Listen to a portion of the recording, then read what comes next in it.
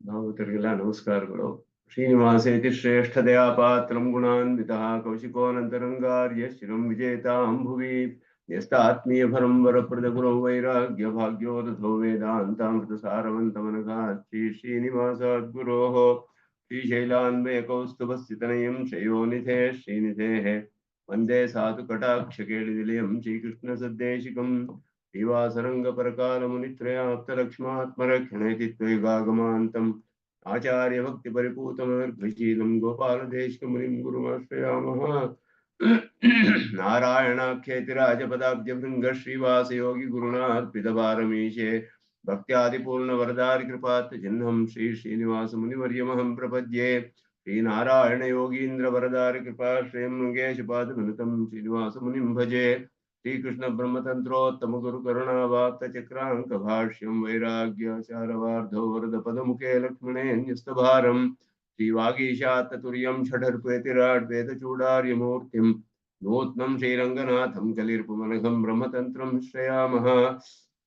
ಶ್ರೀತುರಗವದನಪಾದೂ ಸಂತತ ಪರಿಚರಣ ಮಾತ್ರ ಪರಮಾರ್ಥಃ ಜೇತು ಶ್ರೀಮಾನಭಿರವರಂಗೇಂದ್ರ ಬ್ರಹ್ಮತಂತ್ರ ಪರಕಾಲಃ. ಶ್ರೀಮಾನ್ ವೆಂಕಟನಾಥಾರ್ಯ ಕವಿತಾರ್ಕಿಕ ಕೇಸರಿ ವೇದಾಂತಾಚಾರ್ಯವರ್ತ್ಯೋ ಮೇ ಸನ್ನಿಧತ್ತಾಂ ಸದಾ ಹೃದಿ ಯೋನಿತ್ಯಮಚ್ಯುತಪದಾಂ ಯುಗ್ಮರುಕ್ಮವ್ಯಮೋಹತಸ್ತರಿತರಾಣಿ ವಿನಾಯ ಮೇನೆ ಅಸ್ಮದ್ಗುರೋರ್ಭಗವತೋಸ್ಯ ಸಿಂಧೋ ರಾಮಾನುಜಸ್ಯ ಚರಣೌ ಶರಣಂ ಪ್ರಪದ್ಯೆ. ಇತಿ ಇಂದುಕತಭಾಷ್ಯಾರ್ಥಾಯ ವ್ಯಾಖ್ಯಾನೇನ ದರ್ಶಿತಾಃ ಪರಂ ಸುದರ್ಶನಾರ್ಯಂ ತಂ ವಂದೇ ಕೂರಕುಲಾಧಿಪಂ ವರದಂ ದುರದಾದ್ರೀಶಂ ಶ್ರೀನಿಧಿಂ ಕರುಣಾನಿಧಿಂ ಶರಣ್ಯಂ ಶರಣಂ ಯಾಮಿ ಪ್ರಣತಾರ್ತಿಹರಂ ಹರಿಂ ಬಹಿರಂತಸ್ತಮಶ್ಚೇದಿ ಜ್ಯೋತಿರ್ವಂದೇ ಸುದರ್ಶನಂ ಯೇನಾಂ ವ್ಯಾಹತ ಸಂಕಲ್ಪಂ ಅಸ್ತು ಲಕ್ಷ್ಮೀಧರಂ ವಿದುಃ. ಸಂಯಂ ನ್ಯಾಯಕಲಾಪೇನ ಮಹತಾ ಭಾರತೇನ ಚ ಉಪಬೃಂಹಿತ ವೇದಾಯ ನಮೋ ವ್ಯಾಸಾಯ ವಿಷ್ಣವೇ ತಸ್ಮೈ ರಾಮಾನುಜಾರ್ಯಾಯ ನಮಃ ಪರಮಯೋಗಿನೇ ಶ್ರುತಿಸ್ಮೃತಿಸೂತ್ರಾಣಾಮಂತರ್ಜುನಂ ಶೀಶಮತ್ ವಂದೇಹಂ ವರದಾರ್ಯಂ ತಂ ವತ್ಸಾವಿಜನಭೂಷಣಂ ಭಾಷ್ಯಾಮೃತಪ್ರಧಾನಾದ್ಯಃ ಸಂಜೀವಯತಿ ಮಾಮಪಿ ಪ್ರಪದ್ಯೆ ಪ್ರಣವಾಕಾರಂ ಭಾಷ್ಯಂ ರಂಗಮಿವಾಪರಂ ಪರಸ್ಯ ಬ್ರಹ್ಮಣೋ ಯತ್ರ ಶೀರ್ಷಿತ್ವಂ ಸ್ಫುಟಮೀಕ್ಷ್ಯತೆ ಉತ್ಯಂತೇಷು ಶ್ರುತಂ ಭಾಷ್ಯೇ ಮತಂ ಧ್ಯಾತಂ ಹೃದಂ ಭುಜೇ ಲಕ್ಷ್ಮೀಪತಿಂ ಪ್ರಪದ್ಯೇಹಂ ದುಷ್ಟಂ ಶ್ರೀರಂಗಧಾಮನಿ ಪ್ರಮಾಣಂಚ ಪ್ರಮೇಯಂಚ ಪ್ರಮಾತಾರಶ್ಚ ಸಾತ್ವಿಕಾಃ ಜಯಂತು ಕ್ಷಪಿತಾರಿಷ್ಟಂ ಸಹ ಸರ್ವತ್ರ ಸರ್ವದಾ ಅವಿಸ್ತೃತಾ ಸುಗಂಭೀರಾ ರಾಮಾನುಜಮುನೇರ್ಗಿರಃ ದರ್ಶಯಂತು ಪ್ರಸಾದೇನ ಸ್ವಂ ದೃಢಂ. ಶ್ರೀರಂಗೇಶಾಜ್ಞೆಯ ಲಬ್ಧ ವ್ಯಾಸ ಸಂಖ್ಯಂ ಸುದರ್ಶನಂ ವಾಚಾಭ್ಯೇನ ಪುತ್ರಂ ಭಾಷ್ಯಭಕ್ತಿರಚೂಜುರತ್ ಗುರುಭ್ಯೋರ್ತಶ್ರುತ ಶುದ್ಧೈಃ ತತ್ಪ್ರಯುಕ್ತೈಶ್ಚ ಯೋಜಿತಃ ಸೌಕರ್ಯಾಯ ಬುಭುತ್ಸೂನಾಂ ಸಂಕಲಯ್ಯ ಪ್ರಕಾಶ್ಯತೆ. ಕಕೃತ್ಸ್ನಂ ವೇತ್ತಿ ಭಾಷ್ಯಾರ್ಥಂ ಶ್ರುತಾಂಶ ಸ್ಥಿತೇ ಕೃತಿಃ ಆಢ್ಯೈ ಕಾಕಣಿಕೆ ವೈಶ್ಯಾನೋಪೇಕ್ಷ್ಯ ಭಾಷ್ಯವಿತ್ತಮೈಃ ಭಾಷ್ಯಂ ಚೇದ್ವ್ಯವೃಣೋತ್ಸೈಮ್ಯತಿ ಪ್ರತಿರ್ವ್ಯಾಖ್ಯಾನವಾಚಾಂ ತಥಾ ಗಾಂಭೀರ್ಯಾದನವಸ್ಥಿತಿರ್ಮಿತಮಧಿः ದೂರೆ ಜನಸ್ತಗಿರಾಂ ಪ್ರಷ್ಟವ್ಯಕಥಮೀಶ್ವರः ಸೈನನ ಪ್ರತ್ಯಕ್ಷरूपो ದೃಶ್ಯಾಂ ತದ್ಭಾಷ್ಯಂ ಸ ಚ ಭಾಷ್ಯಕೃತ ಸ ಚ ಹರಿಃ ಸಮ್ಯಕ್ ಪ್ರಸೀದಂತು ನಃ. ಓಂ ಶನ್ನೋ ಮಿತ್ರಶಂ ವರುಣಃ ಶನ್ನೋ ಭವತ್ವರ್ಯಮಾ ಶನ್ನ ಇಂದ್ರೋ ಬೃಹಸ್ಪತಿಃ ಶನ್ನೋ ವಿಷ್ಣುರುಕ್ರಮಃ. ನಮೋ ಬ್ರಹ್ಮಣೇ ನಮಸ್ತೆ ವಾಯೋ ತ್ವಮೇವ ಪ್ರತ್ಯಕ್ಷಂ ಬ್ರಹ್ಮಾಸಿ ತ್ವಾಮೇವ ಪ್ರತ್ಯಕ್ಷಂ ಬ್ರಹ್ಮ ವದಿಷ್ಯಾಮಿ ಋತಂ ವದಿಷ್ಯಾಮಿ ಸತ್ಯಂ ವದಿಷ್ಯಾಮಿ ತನ್ಮಾಮವತು ತದ್ವಕ್ತಾರಮವತು ಅವತು ಮಾಂ ಅವತು ವಕ್ತಾರಂ. ಓಂ ಶಾಂತಿ ಶಾಂತಿ ಶಾಂತಿಃ. ನಿಖಿಲ ಭುವನ ಜನ್ಮಸ್ಥೇಪ ಭಂಗಾದಿಲೀಲೆ ವಿವಿಧಭೂತವ್ರಾತರಕ್ಷೈಕದೀಕ್ಷೆ ಶ್ರುತಿ ಶಿರಸಿ ವಿದೀಪ್ತೆ ಬ್ರಹ್ಮಣಿ ಶ್ರೀನಿವಾಸೆ ಅವತು ಮಮ ಪರಸ್ಮಿನ್ ಶೇಷಿ ಭಕ್ತಿರೂಪ ಪಾರಾಶರ್ಯವಚಃಸುಧಾಮಪನಿಷದ್ದುಗ್ಧಾಬ್ಧಿಮಧ್ಯೋದ್ಧೃತಾಂ ಸಂಸಾರಾಗ್ನಿವಿದೀಪನಂ ವ್ಯಪಗತಃ ಪ್ರಾಣಾತ್ಮಸಂಜೀವಿನೀಂ ಪೂರ್ವಾಚಾರ್ಯ ಸುರಕ್ಷಿತಾಂ ಬಹುಮತಿ ವ್ಯಾಘಾತ ದೂರಸ್ಥಿತಾಂ ಆನೀತಾಂತು ನಿಜಾಕ್ಷರೈಃ ಸುಮನಸೋ ಭೌಮಾ ಪಿಬನ್ತ್ವನ್ವಹಂ.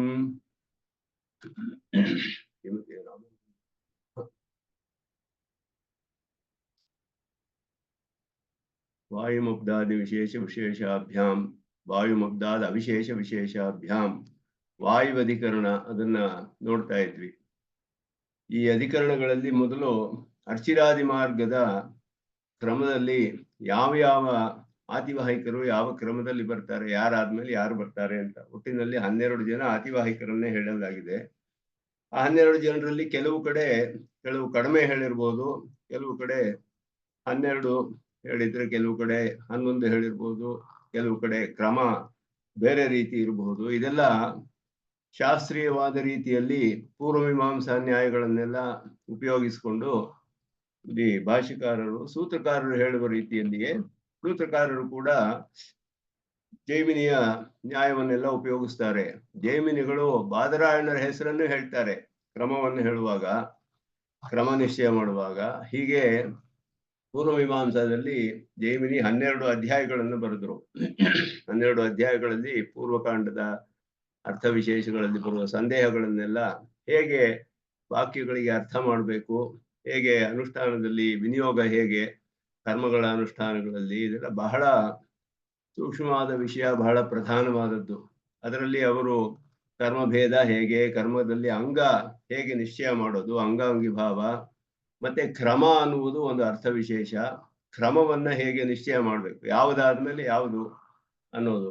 ಅದರಲ್ಲಿ 6 ಕ್ರಮಗಳನ್ನ ಹೇಳ್ತಾರೆ ಅವರು. ಶ್ರೌತ ಕ್ರಮ, ಅರ್ಥಕ್ರಮ, ಪಾಠಕ್ರಮ, ಸ್ಥಾನಕ್ರಮ ಮೊದಲಾದಾಗಿ ಹೇಳ್ತಾರೆ. ಈ ಕ್ರಮಗಳಲ್ಲಿ ಈ ಕ್ರಮವನ್ನು ಅವರು ಜೈಮಿನಿಗಳು ಉದಾಹರಣೆಗಳೊಡನೆ ವೇದವಾಕ್ಯಗಳಲ್ಲಿ ಅನುಷ್ಠಾನ ಮಾಡುವಾಗ ಕರ್ಮಗಳ ವಿಷಯದಲ್ಲಿ ಇದನ್ನೆಲ್ಲ ಪ್ರತಿಪಾದನೆ ಮಾಡಿ ಅದಕ್ಕೆ ಅನುಗುಣವಾಗಿ ಅರ್ಥ ನಿಶ್ಚಯ ಮಾಡ್ತಾರೆ. ಅದನ್ನೇ ಎಲ್ಲರೂ ಅನುಸರಿಸೋದು. ಕರ್ಮಗಳ ಅನುಷ್ಠಾನ ಮಾಡುವಾಗ ಕ್ರಮಗಳು ಬಹಳ ಮುಖ್ಯ. ಯಾವುದಾದ್ಮೇಲೆ ಯಾವುದು ಅಂತ ವಾಕ್ಯಗಳಲ್ಲಿ ಹೇಗೆ ಅರ್ಥ ಮಾಡಬೇಕು. ಶ್ರುತಿ ವಾಕ್ಯಗಳಲ್ಲಿ ತುಂಬಾ ಕಷ್ಟ ಅರ್ಥ ಮಾಡೋದು. ಯಾವುದು ನೇರವಾಗಿ ಹೇಳಿರೋದಿಲ್ಲ ಅನೇಕ ಕಡೆ. ಅದು ಹೇಳಿಲ್ಲದೆ ಇರೋ ಕಡೆಯಲ್ಲಿ ನಮಗೆ ಸ್ಪಷ್ಟವಾಗಿ ತಿಳಿದೇ ಹೋದರೆ ಅನುಷ್ಠಾನವೇ ಸಾಧ್ಯವಾಗೋದಿಲ್ಲ. ಅರ್ಥ ನಿಶ್ಚಯ ಮಾಡುವಾಗ ವಾಕ್ಯಗಳಲ್ಲಿ ಈ ಕ್ರಮ ಅನ್ನುವುದು ಬಹಳ ಮುಖ್ಯ. ಪ್ರಧಾನವಾಗಿ ಇಲ್ಲಿ 3 ಕ್ರಮಗಳನ್ನ ಇಟ್ಟುಕೊಂಡು ಜೈಮಿನಿ ಹೇಳಿರೋ ಹಾಗೆಯೇ ಭಾಷಿಕಾರರು ಅರ್ಥಗಳನ್ನೆಲ್ಲ ವಿವರಿಸ್ತಾರೆ. ಇಲ್ಲಿ ಸೂತ್ರಕಾರರೇ ಅದನ್ನ ಹೇಳಿರೋದು, ಬಾದರಾಯಣರು ಹೇಳಿರುವುದನ್ನೇ ಅದನ್ನ ಇಲ್ಲಿ ವಿಚಾರ ಮಾಡುವಾಗ ಜೈಮಿನಿಯ ನ್ಯಾಯಗಳನ್ನೆಲ್ಲ ಹೇಳ್ತಾರೆ. ಕ್ರಮ ಅನ್ನುವುದಕ್ಕೆ ಒಂದು ಅಧ್ಯಾಯ ಮಾಡಿದ್ರು ಜೈಮಿನಿ. ಅಂಗಭೇದ, ಕರ್ಮಭೇದಗಳು ಒಂದು ಅಧ್ಯಾಯ, ಅಂಗ ಒಂದು ಅಧ್ಯಾಯ, ಕ್ರಮ ಅನ್ನೋದು ಒಂದು ಅಧ್ಯಾಯ, ಅಧಿಕಾರಿ ವಿಷಯ ಹೇಳೋದು ಒಂದು ಅಧ್ಯಾಯ, ಅತಿದೇಶ ಅನ್ನೋದು ಒಂದು ಅಧ್ಯಾಯ. ಒಂದು ಅರ್ಥ ಇನ್ನೊಂದು ಕರ್ತಡೆ. ಇದೆಲ್ಲವನ್ನು ಸ್ವಾಮಿ ದೇಶಿಕನ ಅಧಿಕರಣ ಸಾರಾವಳಿಯಲ್ಲಿ ಒಂದು ಶ್ಲೋಕದಲ್ಲಿ ಹೇಳ್ತಾರೆ. ಭೇದೈರಂಗೇರ ಶೇಷೈಹಿ ಕ್ರಮ ವಿರಚನೆಯಾಧಿಕೃತ್ಯಾಧಿದೃಷ್ಟ್ಯ ಅಂತ ಹೇಳ್ಬಿಟ್ಟು ಅದೆಲ್ಲ ಯಾವ ಕ್ರಮದಲ್ಲಿ ಯಾವ ಅಧ್ಯಾಯದಲ್ಲಿ ಏನೇನು ಅರ್ಥವನ್ನ ಜೈಮಿನಿಗಳು ಪ್ರತಿಪಾದನೆ ಮಾಡಿದ್ದಾರೆ ಮೊದಲಾದದ್ದೆಲ್ಲ. ಅದರಲ್ಲಿ ಕ್ರಮ ಅನ್ನುವುದು ಆರ್ಡರ್, ಯಾವ ಕ್ರಮದಲ್ಲಿ ಅನುಷ್ಠಾನದಲ್ಲಿ ವಿನಿಯೋಗ ಮಾಡೋದು ಹೇಗೆ ವಾಕ್ಯಗಳು ಅನ್ನೋದೆಲ್ಲ ಪ್ರಯೋಗ ವಿಧಿ ಅಂತ ಅದಕ್ಕೆ ಹೆಸರು. ಪ್ರಯೋಗ ವಿಧಿ ಅಂತ ಹೇಳಿದ್ರೆ ಪ್ರಾಶುಭಾವ ಅಂತ ಹೇಳ್ತಾರೆ. ಯಾವ್ದಾದ್ಮೇಲೆ ಯಾವ್ದು ಬರ್ಬೇಕು. ಅದು ಯಾಕೆ ಇದೆಲ್ಲ ನಿಶ್ಚಯ ಮಾಡ್ಬೇಕು ಅಂದ್ರೆ, ಇಲ್ಲದೆ ಹೋದ್ರೆ ಕ್ರಮ ಹೆಚ್ಚು ಕಡಿಮೆ ಆದರೆ ಅನುಷ್ಠಾನದಲ್ಲಿ ಹೆಚ್ಚು ಕಡಿಮೆ ಆಗುತ್ತೆ, ಕರ್ಮ ಮಾಡಿದಾಗ ಆಗೋದಿಲ್ಲ. ಯಾವ ರೀತಿಯಲ್ಲಿ ಹೇಳಿದ್ಯೋ ಹಾಗೆ ಹೇಳ್ಬೇಕು. ಕೆಲವು 3-4 ಕರ್ಮಗಳು ಒಟ್ಟೊಟ್ಟಿಗೆ ಬರುತ್ತೆ. 3-4 ಮಾಡುವಾಗ ಒಂದೊಂದಕ್ಕೂ ಅಂಗಗಳಿರುತ್ತೆ. ಆ ಅಂಗಗಳ ಬಗ್ಗೆ ಬೇರೆ ಬೇರೆ ಕಡೆ ಬರುತ್ತೆ ವೇದದಲ್ಲಿ. ಒಂದು 5ನೇ ಅಧ್ಯಾಯದಲ್ಲಿ ಬರ್ಬೋದು, ಒಂದು 3ನೇ ಅಧ್ಯಾಯದಲ್ಲಿ ಬರ್ಬೋದು, ಒಂದು 2ನೇ ಕಾಂಡದಲ್ಲಿ ಬರ್ಬೋದು. ಈ ರೀತಿ ಸಪ್ತ ಕಾಂಡಗಳಲ್ಲಿ ಸಂಹಿತೆಯಲ್ಲಿ ಎಲ್ಲೆಲ್ಲಿ ಬೇಕಾದ್ರೂ ಬರಬಹುದು. ಇಲ್ಲಿ ಹೇಗೆ ಇದು ಕ್ರಮವನ್ನು ನಿಶ್ಚಯ ಮಾಡೋದು, ಯಾವುದಾದ್ಮೇಲೆ ಯಾವುದು, ಇದೆಲ್ಲ ಮಾಡೋದು ಬಹಳ ಕಷ್ಟವಾದ ವಿಷಯ. ಅದನ್ನ ಜೈಮಿನಿ ಅನೇಕ ನ್ಯಾಯಗಳನ್ನ ಸೂತ್ರಗಳಲ್ಲಿ ನಿಶ್ಚಯ ಮಾಡ್ತಾರೆ. ಅದರಲ್ಲಿ ಕೆಲವು 3 ಕ್ರಮಗಳು ಮುಖ್ಯವಾಗಿ ನಾವು ತಿಳ್ಕೊಳ್ಬೇಕು. ಅದ್ರ ಬಗ್ಗೆ ಸ್ವಲ್ಪ ತಿಳ್ಕೊಂಡ್ರೆ ಇಲ್ಲಿ ಭಾಷೆ ಓದುವಾಗ ನಮ್ಗೆ ಸುಲಭ ಆಗುತ್ತೆ. ಶ್ರೌತ ಕ್ರಮ ಅಂತ ಹೇಳಿದ್ರೆ ಶ್ರುತಿಯೇ ಕ್ರಮವನ್ನು ಹೇಳೋದು.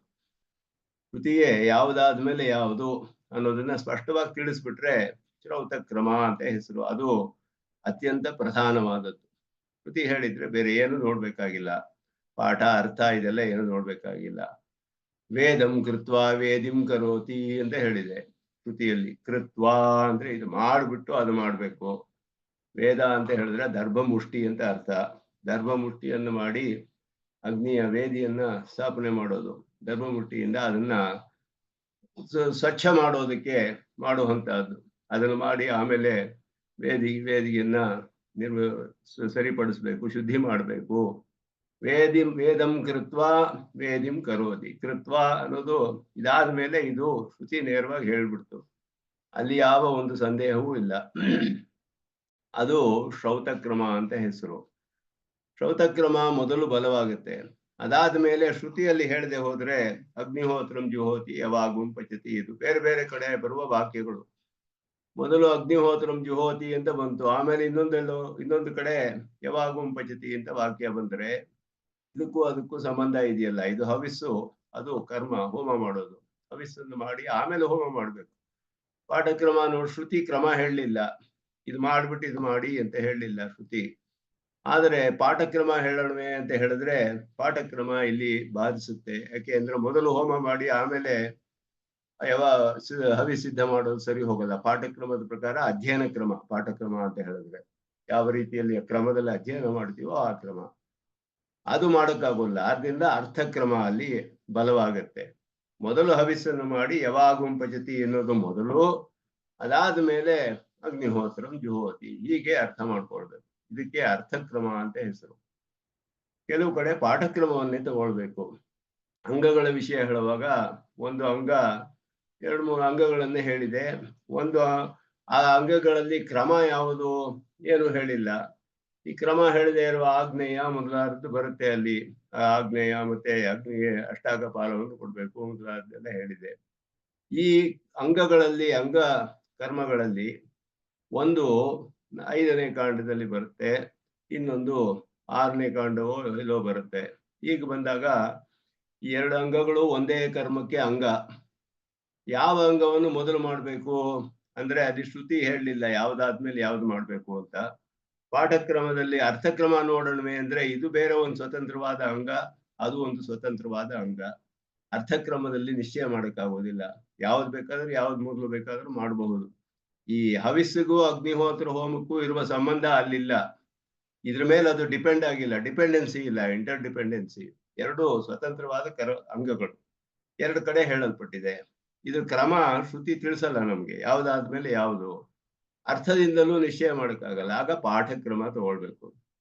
ಪಾಠಕ್ರಮ ಯಾವುದು, ಮೊದಲು ಯಾವುದು ಪಠಿತವಾಗಿದೆ 5ನೇ ಕಾಂಡ, ಅದನ್ನು ಮೊದಲು ಮಾಡಿ 6ನೇ ಕಾಂಡಲ್ಲಿ ಬರೋದು ನಂತರ ಮಾಡ್ಬೇಕು. ಇದು ಅಧ್ಯಯನ ಕ್ರಮ ಅಂತ. ಅದಕ್ಕೆ ಈ ರೀತಿ ಕ್ರಮಗಳನ್ನ ಇಟ್ಕೊಂಡು ನಿಶ್ಚಯ ಮಾಡ್ಬೇಕು. ಇಲ್ಲಿ ವಾಕ್ಯಗಳಲ್ಲಿ ಪರಸ್ಪರ ವಿರೋಧಗಳು ಇರುತ್ತೆ ಶ್ರುತಿಗಳಲ್ಲಿ. ಆದ್ದರಿಂದ ಅರ್ಥ ನಿಶ್ಚಯ ಮಾಡುವಾಗ ಇದೆಲ್ಲವನ್ನು ಪರೀಕ್ಷೆ ಮಾಡಿ, ಶ್ರೌತಕ್ರಮ ಇದ್ರೆ ಶ್ರೌತಕ್ರಮ ತಗೊಳ್ಬೇಕು. ಕೆಲವು ಕಡೆ ಶ್ರೌತಕ್ರಮವನ್ನು ಹೇಳಿ ಶ್ರೌತಕ್ರಮಕ್ಕೆ ಇನ್ನೊಂದು ಕಡೆ ವಿರೋಧ ಇದ್ರೆ ಹೇಗೆ ಮಾಡೋದು? ಆಗ ಅರ್ಥಕ್ರಮವನ್ನು ಪಾಠಕ್ರಮವನ್ನು ಆಧರಿಸಬೇಕಾಗತ್ತೆ. ಪರಸ್ಪರ ವಿರೋಧ ಎಲ್ಲೂ ಇರಬಾರ್ದು ಶ್ರುತಿಯಲ್ಲಿ. ಆದ್ದರಿಂದ ವಿರೋಧ ಇಲ್ಲದೆ ಇರುವ ಹಾಗೆ ಇದೆಲ್ಲ ನಿಶ್ಚಯ ಮಾಡಬೇಕು. ಇದು ಬಹಳ ಕಷ್ಟವಾದ ವಿಷಯ. ಶ್ರೌತಕ್ರಮವೇ 2 ವಿರುದ್ಧವಾಗಿದ್ರೆ ಹೇಗೆ ಮಾಡೋದು, ಅರ್ಥ ಮಾಡೋದು? ಅವಾಗ ಅರ್ಥಕ್ರಮ ತಗೊಳ್ಬೇಕಾಗತ್ತೆ, ಇಲ್ಲ ಪಾಠಕ್ರಮ ತಗೊಳ್ಬೇಕಾಗತ್ತೆ. ಇದೆಲ್ಲ ಕೆಲವು ಕಡೆ ನ್ಯಾಯಗಳನ್ನು ಹೇಳಬೇಕು. ಜೈಮಿನೂ ಹೇಳ್ತಾರೆ ನ್ಯಾಯಗಳನ್ನ, ಅದೆಲ್ಲ ಇಲ್ಲಿ ಬರುತ್ತೆ. 2 ಅಧಿಕರಣಗಳಲ್ಲಿ ಈ ವಿಷಯವೆಲ್ಲ ಇಲ್ಲಿ ವಿಚಾರ ಮಾಡ್ತಾರೆ. ವಾಯುಂ ಅಬ್ದಾತ್ ಅವಿಶೇಷ ವಿಶೇಷಾಭ್ಯಾಂ. ಅಬ್ದ ಅಂದ್ರೆ ಸಂವತ್ಸರ, ವಾಯು ಅಂದ್ರೆ ವಾಯುಲೋಕ ಅಂತ ಹೇಳಲ್ಪಟ್ಟದ್ದು. ವಾಯು ಅಭಿಮಾನಿ ದೇವತೆ ಆತಿವಾಹಿಕ ಅಂತ ಮುಂದೆ ಬರ್ತಾರೆ. ಆತಿವಾಹಿಕ ತಲ್ಲಿಂಗಾತ್ ಅಂತ ಮುಂದಿನ ಇದರಲ್ಲಿ ಬರುತ್ತೆ ಅಧಿಕರಣದಲ್ಲಿ. ಅದು ಈ ವಾಯು ಮತ್ತೆ ಸಂವತ್ಸರ. ಈಗ ಅರ್ಚಿರಾದಿ ಮಾರ್ಗದಲ್ಲಿ ಅರ್ಚಿಷಃ ಅಹಹ ಅನ್ನ ಅಪೂರ್ಯಮಾಣ ಪಕ್ಷಂ, ಅಪೂರ್ಯಮಾಣ ಪಕ್ಷಾತ್ ಮಾಸಾನ್ ಷಣ್ಮಾಸಾನ್ ಉದಂಗೇತಿ ಆದಿತ್ಯ, ಇದು ಉತ್ತರಾಯಣ ಅಂತ ಹೇಳಿ. ಆದ್ರಿಂದ ಅಹಸ್ಸಿಗೆ ಅಭಿಮಾನಿ, ಅರ್ಚಿಸ್ಸಿಗೆ ಅಭಿಮಾನಿ ದೇವತೆ, ಅಹಸ್ಸಿಗೆ ಅಭಿಮಾನಿ ದೇವತೆ, ದಿನಕ್ಕೆ ಅಭಿಮಾನಿ ದೇವತೆ, ಶುಕ್ಲ ಪಕ್ಷ ಮತ್ತೆ ಉತ್ತರಾಯಣ. ಈ 4 ವಿಷಯದಲ್ಲಿ ಯಾವ ಅಭಿಪ್ರಾಯ ಬೇಕು, ಎಲ್ಲಿಯೂ ವಿರೋಧ ಇಲ್ಲ ಶ್ರುತಿಯಲ್ಲಿ. ಎಲ್ಲ ಕಡೆಯೂ ಈ 4 ಹೇಳಿದೆ. ಇದಾದ ಮೇಲೆ ಅಲ್ಲಿ ಬೇರೆ ಕಡೆ ಬೇರೆ ಬೇರೆ ರೀತಿಯಲ್ಲಿ ಹೇಳಿದ ಹಾಗಿದೆ. ಅದಾದ ಮೇಲೆ ಸಂವತ್ಸರ ಹೇಳಿದೆ. ಉತ್ತರಾಯಣ ಆದ್ಮೇಲೆ ಸಂವತ್ಸರ. ಸಂವತ್ಸರ ಹೇಳಕ್ಕೆ ಮೊದಲಿಗೆ ವಾಯುಲೋಕ ಹೇಳಿದೆ ಕೆಲವು ಕಡೆ ಸಂವತ್ಸರ ಹೇಳಿದೆ, ಕೆಲವು ಕಡೆ ದೇವಲೋಕ ಅಂತ ಹೇಳಿದೆ ವಾಯುಲೋಕಕ್ಕೆ ಬದಲು. ಈ ಅರ್ಥನ ಹೇಗೆ ನಿಶ್ಚಯ ಮಾಡಬೇಕು ಅನ್ನೋದು ಇಲ್ಲಿ ವಿಚಾರ ಮಾಡ್ತಾರೆ. ಸೂತ್ರಕಾರರು ಹೇಳಿದ್ರು ವಾಯುಂ ಅಬ್ದಾತ್. ಅಬ್ದಾತ್ ಅಂದ್ರೆ ಸಂವತ್ಸರ ಆದ್ಮೇಲೆ ಅಂತ ಅರ್ಥ. ಪಂಚಮಿ ಇದೆ ಅಲ್ಲಿ. ಅಬ್ದಾತ್ ವಾಯುಂ, ವಾಯುಲೋಕವನ್ನ ಸಂವತ್ಸರ ಆದ್ಮೇಲೆ ವಾಯುಲೋಕ ಅಂತ ಅರ್ಥ ಮಾಡ್ಕೊಳ್ಬೇಕು. ಎರಡು ಕಾರಣಗಳನ್ನು ಹೇಳಿದ್ರು. ಅವಿಶೇಷ ವಿಶೇಷ ಅಭ್ಯಾಮ್ ಅನ್ನೋದು ದ್ವಿವಚನ ಶಬ್ದ. ಇಲ್ಲಿ ಎರಡು ಹೇತುಗಳು. ಒಂದು ಅವಿಶೇಷವಾಗಿಯೂ ವಿಶೇಷವಾಗಿಯೂ ಹೇಳಲ್ಪಟ್ಟಿರೋದ್ರಿಂದ, ಅಂದ್ರೆ ವಾಯುಲೋಕಕ್ಕೆ ದೇವಲೋಕ ಅಂತಾನು ಒಂದು ಕಡೆ ಹೇಳಿದೆ, ಒಂದು ಕಡೆ ವಾಯುಲೋಕ ಹೇಳಿದೆ. ಆದ್ದರಿಂದ ಈ ವಾಯುಲೋಕವು ದೇವಲೋಕವು ಬೇರೆ ಬೇರೆಯೇ, ಒಂದೇ. ಅಂದ್ರೆ ದೇವಲೋಕ ಅಂತ ಯಾವ ವಿಶೇಷವೂ ಇಲ್ಲದೆ ಜನರಲ್ ಆಗಿ ದೇವತೆಗಳ ಲೋಕ ಅಂತ ಹೇಳಿ, ಈ ದೇವತೆಗಳಲ್ಲಿ ಯಾವ ದೇವತೆ ಅಂದ್ರೆ ವಾಯು ಅಂತ ಒಂದ್ ಕಡೆ ವಾಯುಲೋಕ ಅಂತ ಹೇಳಿರೋದ್ರಿಂದ ದೇವಲೋಕವು ವಾಯುಲೋಕವು ಒಂದೇ ಅಂತ ನಿಶ್ಚಯ ಮಾಡಿ ಸಂವತ್ಸರ ಆದ್ಮೇಲೆ ವಾಯುಲೋಕ ಅನ್ನೋದನ್ನ ಇಲ್ಲಿ ನಿಶ್ಚಯ ಮಾಡ್ತಾರೆ. ಮಾರ್ಗ ಚಿಂತನೆ ಮಾಡೋರಿಗೆ ಬಹಳ ಪ್ರಧಾನ, ಆದ್ದರಿಂದ ಇದು ಮಾಡ್ಬೇಕಾದ ವಿಷಯ ಅಂತ ಹೇಳಿದ್ರು. ಅದರಿಂದ ಇಲ್ಲಿ ಮಾಸೇಭ್ಯ ಸಂವತ್ಸರಂ ಸಂವತ್ಸರಾತ್ ಆದಿತ್ಯಂ ಅಂತ ಒಂದ್ ಕಡೆ ಛಾಂದೋಗ್ಯದಲ್ಲಿ ಬರುವ ವಿಷಯ ಮಾತು ಈ ವಾಕ್ಯ. ಮಾಸ ಆದ ಉತ್ತರಾಯಣ ಆದ್ಮೇಲೆ ಸಂವತ್ಸರ, ಸಂವತ್ಸರ ಆದ್ಮೇಲೆ ಆದಿತ್ಯ ಅಂತ ಬಂತು. ಶುಕ್ಲಯಜುರ್ವೇದ ಬೃಹದಾರಣ್ಯಕದಲ್ಲಿ ತಯೋಹೋ ಏವ ಅಂತರಾಳೆ, ಇದೆರಡರ ಮಧ್ಯ ದೇವಲೋಕಂ ಮಾಸೇಭ್ಯ ದೇವಲೋಕಂ ದೇವಲೋಕಾತ್ ಆದಿತ್ಯಂ, ಸಂವತ್ಸರಕ್ಕೂ ಆದಿತ್ಯನಿಗೂ ಮಧ್ಯ ಒಂದೇ. ಅಲ್ಲಿ ವಾಯು ಹೇಳಿದ್ರೆ ಸಂವತ್ಸರಾತ್ ಆದಿತ್ಯಂ ಅಂತೆ ಮಾತ್ರ ಹೇಳಿದೆ, ಮಧ್ಯೆ ಏನು ಹೇಳಲಿಲ್ಲ. ಸಂವತ್ಸರಕ್ಕೂ ಆದಿತ್ಯನಿಗೂ ಮಧ್ಯೆ ದೇವಲೋಕ ಬಂದಿದೆ ಬೃಹದಾರಣ್ಯಕದಲ್ಲಿ. ಉಭಯತ್ರಾಪಿ ಮಾರ್ಗಸ್ಯ ಏಕತ್ವಾತ್ ಉಭೌ ಉಭಯತ್ರ ಉಪಸಂಹಾರ್ಯವು.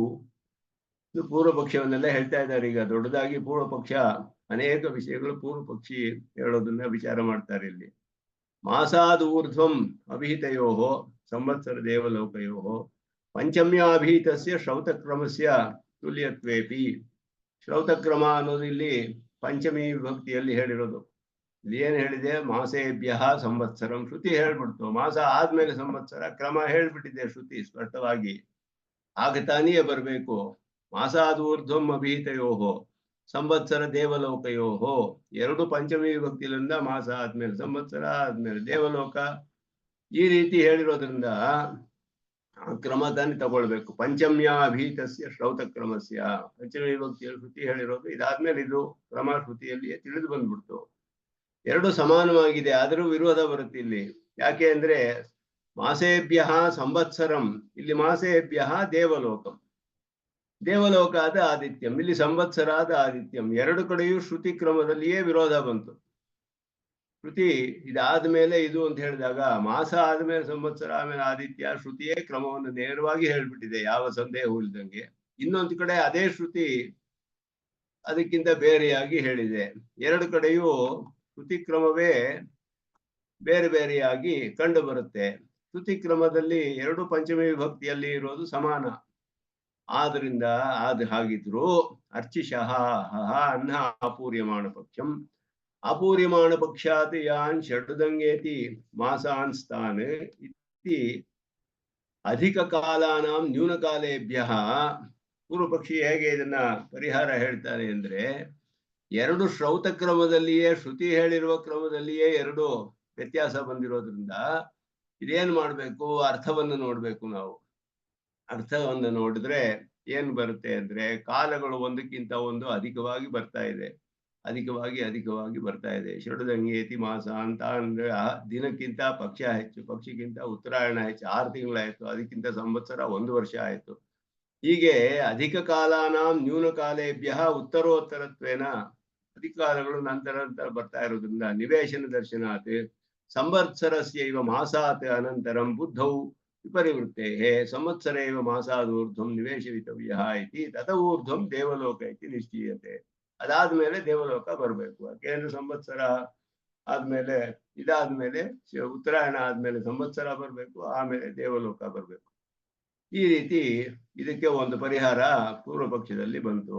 ಅನ್ಯತ್ರ ವಾಜ್ಯಸೇನಃ, ಅದೇ ಬೃಹದಾರಣ್ಯಕದಲ್ಲಿ ಇನ್ನೊಂದು ಕಡೆ ಯದಾ ವೈ ಪುರುಷ ಅಸ್ಮಾನ್ ಲೋಕಾತ್ ಪ್ರೈತಿ ಸ ವಾಯುಂ ಆಗಚ್ಚತಿ ತಸ್ಮೈ ತತ್ರ ವಿಜಿಹೀತೆ ಯಥಾ ರಥಚಕ್ರಸ್ಯ ಕಂತೆ ಊರ್ಧ್ವಮಾಗಚ್ಚತೆ ಆದಿತ್ಯಂ ಆಗಚ್ಚತಿ ಇತಿ ಆದಿತ್ಯಾತ್ ಪೂರ್ವಂ ವಾಯುಮಧೀಯತೆ. ವಾಯು ಆದ್ಮೇಲೆ ಆದಿತ್ಯವನ್ನು ಹೇಳಲ್ಪಟ್ಟಿದೆ, ಆದಿತ್ಯನಿಗಿಂತ ಮೊದಲು ವಾಯು ಹೇಳಲ್ಪಟ್ಟಿದೆ. ಆದರೆ ಕೌಶಿತಕಿ ಉಪನಿಷತ್ತಿನಲ್ಲಿ ಏನ್ ಹೇಳಿದೆ? ಸ ಏತಂ ದೇವಯಾನಂ ಪಂಥಾನಂ ಆಪದ್ಯ ಅಗ್ನಿಲೋಕಮಾಗಚ್ಚತಿ. ಅಲ್ಲಿ ಬೇರೆ ಹೆಸರು ಅಗ್ನಿಲೋಕ ಅಂತ ಬಂತು. ಅರ್ಚಿರಾದಿ ಮಾರ್ಗದಲ್ಲಿ ಹೋಗಿ ಅಗ್ನಿಲೋಕ ಹೋಗ್ತಾನೆ, ಅದು ಅರ್ಚಿಯೇ, ಅರ್ಚಿಸ್ಸು. ಸಹ ವಾಯುಲೋಕಂ ಆದಿತ್ಯ ಅಗ್ನಿಲೋಕ ಶಬ್ದ ನಿರ್ದಿಷ್ಟಾತ್ ಅರ್ಚಿಷಃ ಪರಂ ವಾಯುಂ ಅಭಿಧೀಯತೆ ಸ ವಾಯುಲೋಕಂ ಇತಿ. ಅಗ್ನಿಲೋಕ ಆದ್ಮೇಲೆ ವಾಯುಲೋಕ ಬಂತು. ಅಗ್ನಿಲೋಕಂ ಇತಿ ಅಗ್ನಿಲೋಕಂ ಆಗಚ್ಚತಿ ಸಹ ವಾಯುಲೋಕಂ ಇತಿ.